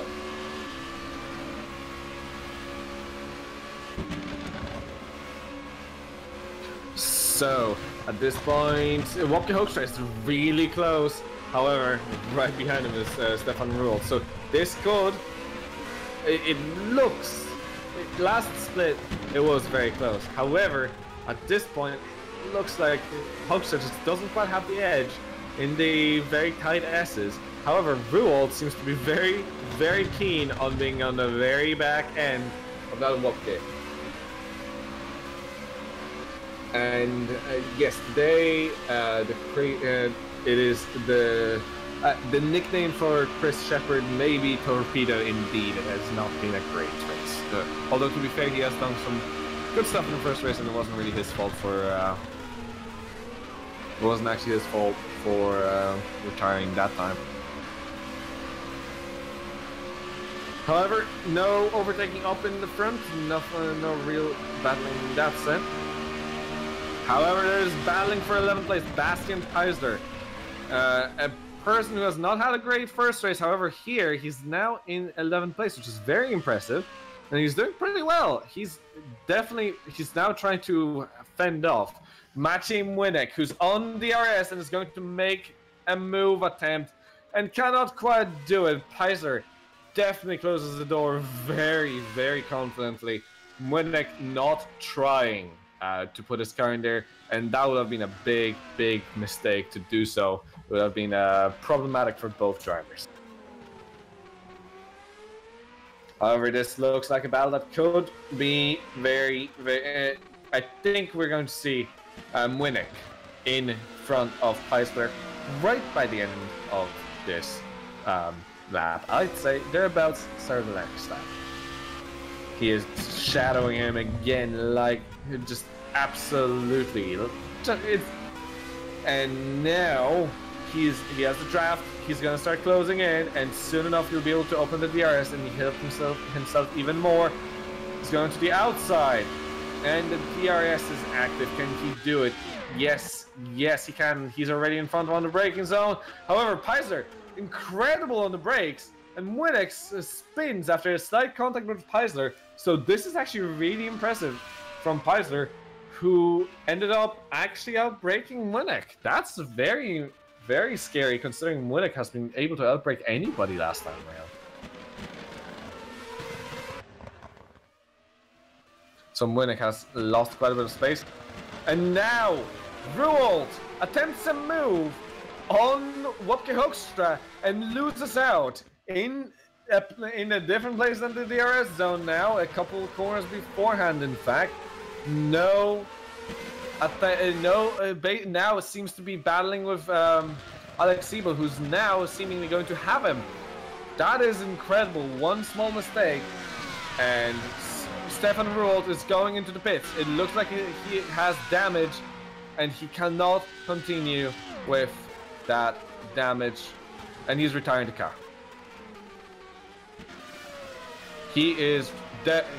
Stefan Ruold has retired his car from this race. What a sad ending to Stefan's race. Hopefully we're going to get some kind of information on why he had to retire from this race. However, sorry, Gerrit?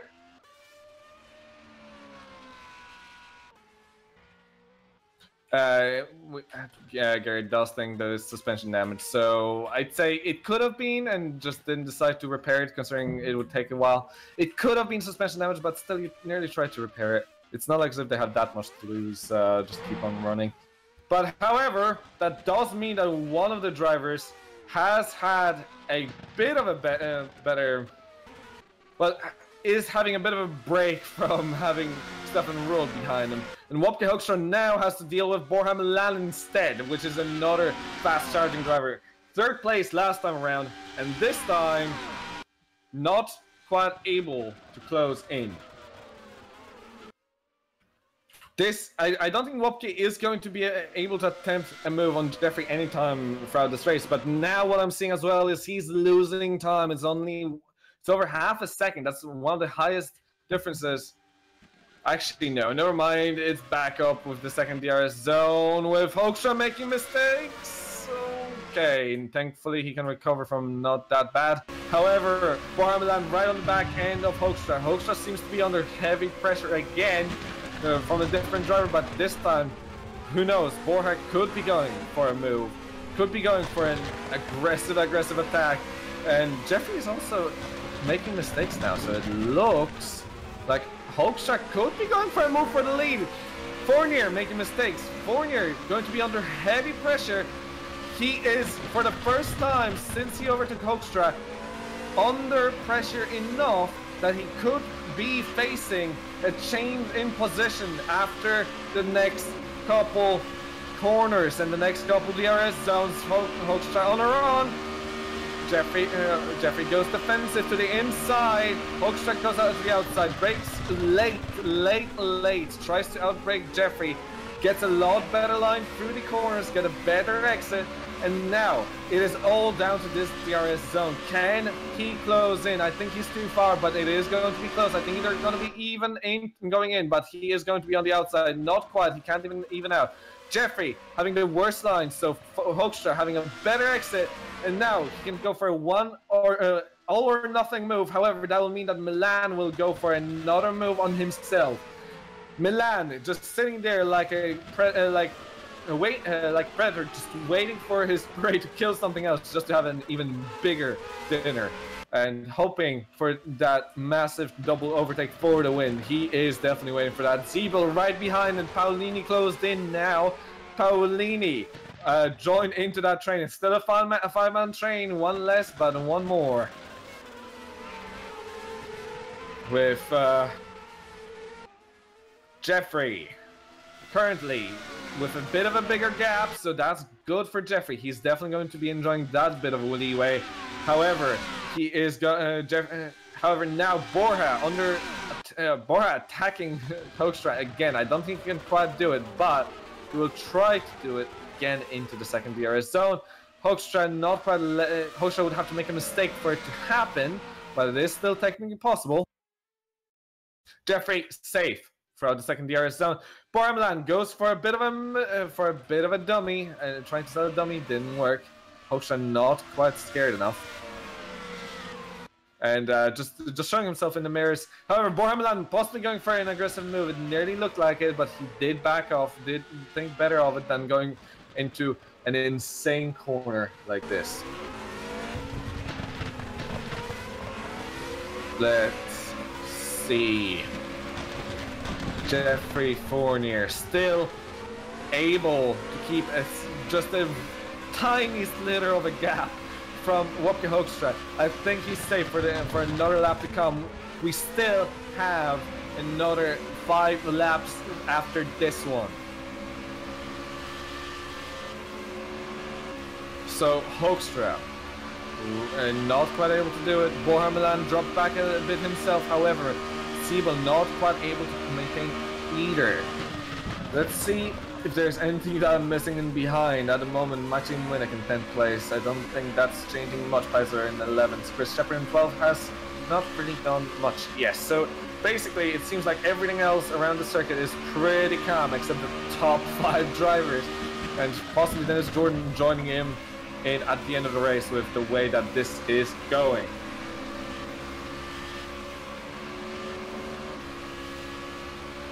Wopke Hoekstra, again, 4/10 of a second after the last sector, is going to be attempting to go through these twists. It, again, seems like Wopke not quite able to keep to Fournier in this section. However, Milan is definitely able to keep up to Wopke from through here. And if not for Jeffrey, and if not for that DRS, I don't think Wopke would be having much hope of keeping Borham behind. Jeffrey Fournier actually makes a mistake coming onto the final straight. However, I don't think it's quite close enough, but Wopke is possibly going to try another move again like he had tried last time. Can he make it better through these Senasses this time? Can he? keep that gap? Can he make that gap even smaller? And can he overtake Fournier? I don't think he can. However, Fournier is not having the best of times right now. He could have overdriven his tires. There are 4 laps to go, and this is nowhere near over.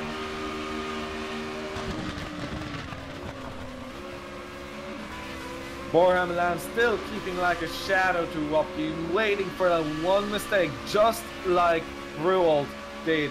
However, I don't think Wapke is going to be making too many mistakes right now. He's been showing very consistent driving ever since being overtaken by Jeffrey Fournier. Alex Stiebel, I'm very surprised for him not being able to go up, but as I've said in qualifying, these times and these drivers are very, very close today, and this track really does bring out some absolutely immense racing because of how close the times can be, how short this track is, and how intense everything has to be here. It's not even that it is, it just has to be. And now Borja Milan getting really uncomfortably close to Wopke Hoekstra, who is getting fairly uncomfortably close to Jeffrey Fournier, but I don't think close enough.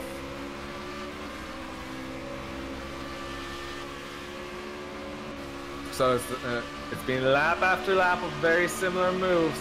Jeffrey does go defensive, however it's way too far still, and Milan also not being able to close down due to the DRS.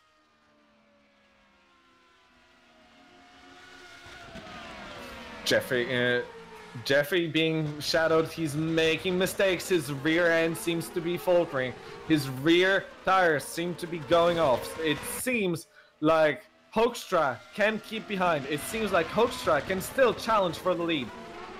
This is something that I did not expect out of Hoekstra, and I did not think that he will be challenging for the lead against the likes of Fournier and the likes of Paolini, Milan, and of course, also Ruold. However, Hoekstra on a perfect run. He could be going for a move, and this could be a winning move right here. He does have the run. He does have the overlap. He's already in front of Fournier. He is going to make it past before the braking zone. Can he stop it in time? He just about can. Can he keep it in front through the second DRS section? I think he can. Can Milan catch up to Fournier? Can Milan make Fournier's life miserable so that Hoekstra cannot be overtaken? Not quite, but Hoekstra has it safe. Hoekstra back into the lead. Our pole sitter, our reverse grid pole sitter, back into the lead with just 2 laps to go. This could be very close. This race is somewhat akin of what we've seen back in Japan in the second race as well. This is some fantastic stuff. And yes, Adam Taylor, yes, it is IPC open mirrors, except with maybe a little less contact, although we've seen some earlier on. Some great stuff.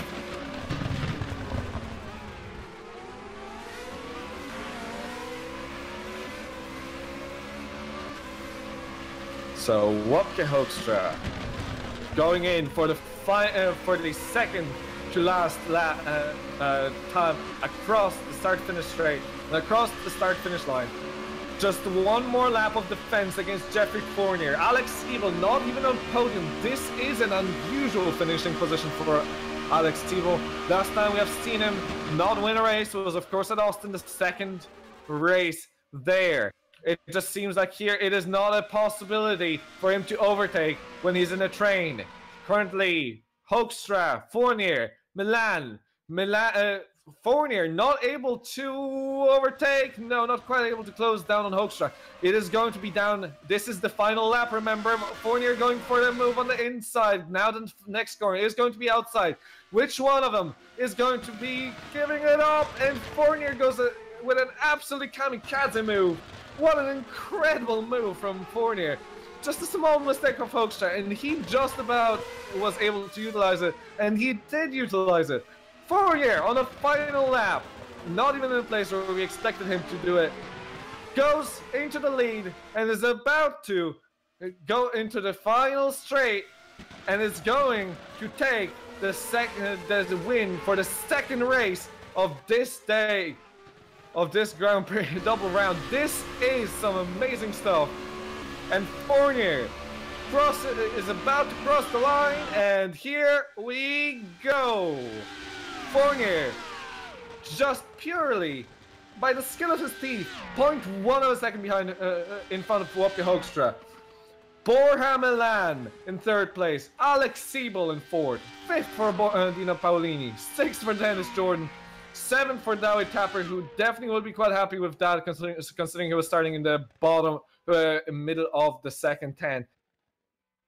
Edward Batal in 8th place, 9th for Jason Muscat, 10th for Maciej Młynek, Bastian Paisler seems to be coming in 11th, so he does. Chris Shepard with 12th, 13th for Johan Lindberg as it looks. It will look like Mark Fuller will be in 14th, and Antonio Kraljanovic will be in 15th. Of the drivers outside of scoring the points, we have Michael Bernard in 16th place, 17th for Stefan Ruolt, 18th for Tom van der Voort, 19th for Tobias Polacek, and 20th for Rob Mason. However, 17th down are DNFs, and they will not be classified.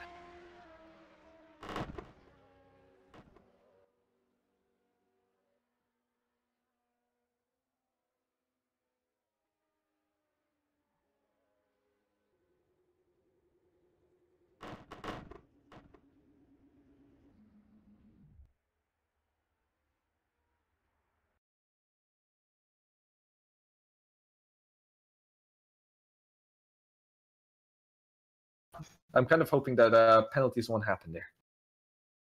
So, great racing. At this point, I think we'll be seeing Jeffrey doing a fantastic job. Jeffrey definitely getting back up into third place on the general standings. So good stuff from Jeffrey. Wopke Hoekstra doing great. I think he will advance to 4th place, and now Dennis Jordan will drop to 5th place, not having greatest races. So that's something that's very unlucky. But two epic races, and I think Gerrit will agree with it outright. And I get a little bit of a message from Stefan Roll that I'm able to check now. I had suspension damage. I did not want to risk taking anyone out because of a bad handling car, says Stefan. So it was more of trying to make sure that everyone gets there safe. And please join us for interviews. I will be taking interviews in a couple of minutes. If I don't see anybody, we will be ending up the stream fairly quickly. So please hurry up if any of you drivers wish to come here, especially winners of the races, podium sitters, etc., etc.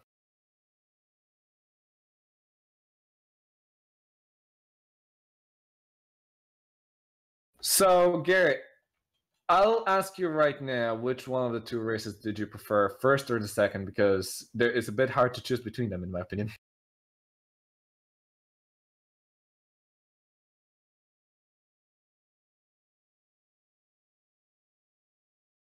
I think the second race was very intense. It was fight for the win all the way across. I think the first race had the issues of it slowed down in the latter parts of the race when everyone spread out. However, that battle between Ruolt and Jeffrey Fournier and Ziebel was absolutely amazing. And apparently it was just finished with purely 4% of the tire on Jeffrey's set by the end, so that's something incredible. And I don't think we're going to get much in terms of interviews, to be honest.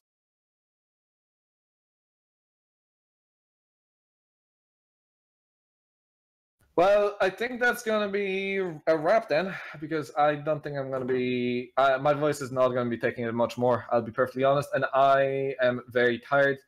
So I should be thanking everybody for watching. I think we've had something like 16 people watching at some point, which is quite a lot from what I recall. So thank you, everyone.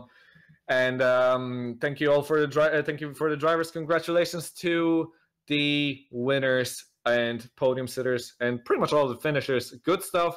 there's going to be a bit of work from the disciplinary committee. However, I wish to I wish to wish all of you a good night or a good day wherever you are. I was Kacper Kolodziejczyk, Gerrit de Vries with me. I'd like to just suggest that you join in for tomorrow's show at the same time for the Super League if you're interested. And finally, if you wish to watch a more in-depth analysis, I would invite you to simnews.tv for our Supercup show, and also for a Super League show if you wish to do that. Although we apparently have an interview. Okay, so let's at least get Wopke in here. Hello, Wopke. Let's at least get you as an interview. Hello. Yeah. Hello. That was an intense second race. Yeah, that was amazing. Well, kind of amazing, because well, it was very close, and yeah, of course, with the DRS, we were all stuck behind each other, so it was quite hard. But you couldn't make a single mistake, because if you made a small mistake, you would definitely get past. So I had to drive cleanly all race, make sure that no one could get past. And I think on pure pace, I shouldn't have been in P2, because those guys behind me were, I think, quite a bit quicker. I didn't practice so much, so yeah, happy to get P2. I'll be honest, you seemed just as quick as Jeffrey Fournier has. Yeah, well, I guess I was mainly able to keep up due to the DRS, so it looked like I was keeping up with them, but to be fair, I really wasn't. I was just really on the limit already, and I was losing track during the middle sector. Okay. So that looked to me as though to be honest, it looked like one of the most intense races. It reminded me of the race that we've seen in Japan earlier on this season as well. So yeah, congrats. And anything to say about the first race as well? Yeah, well, I qualified P8, so from there it's quite hard to get to the front quickly. I got into P6, and I was in the DRS train again with some guys, but unfortunately there was one back marker, and he cost me some time, so I lost the DRS, and from then I had a quite lonely race. Yeah, so P6, but it helped me in the end with the reverse grid. So. Mm-hmm. Yeah, apparently I've seen a couple of comments being passed around that apparently you had that some people were surprised that it wasn't a five-place reverse grid, considering you seem to always miss out. That's quite true. Yeah, during the season, Dino and I both missed out quite a lot. My teammates, of course. And so yeah, it's kind of become a joke, I guess. Yeah, so that was a bit of fun.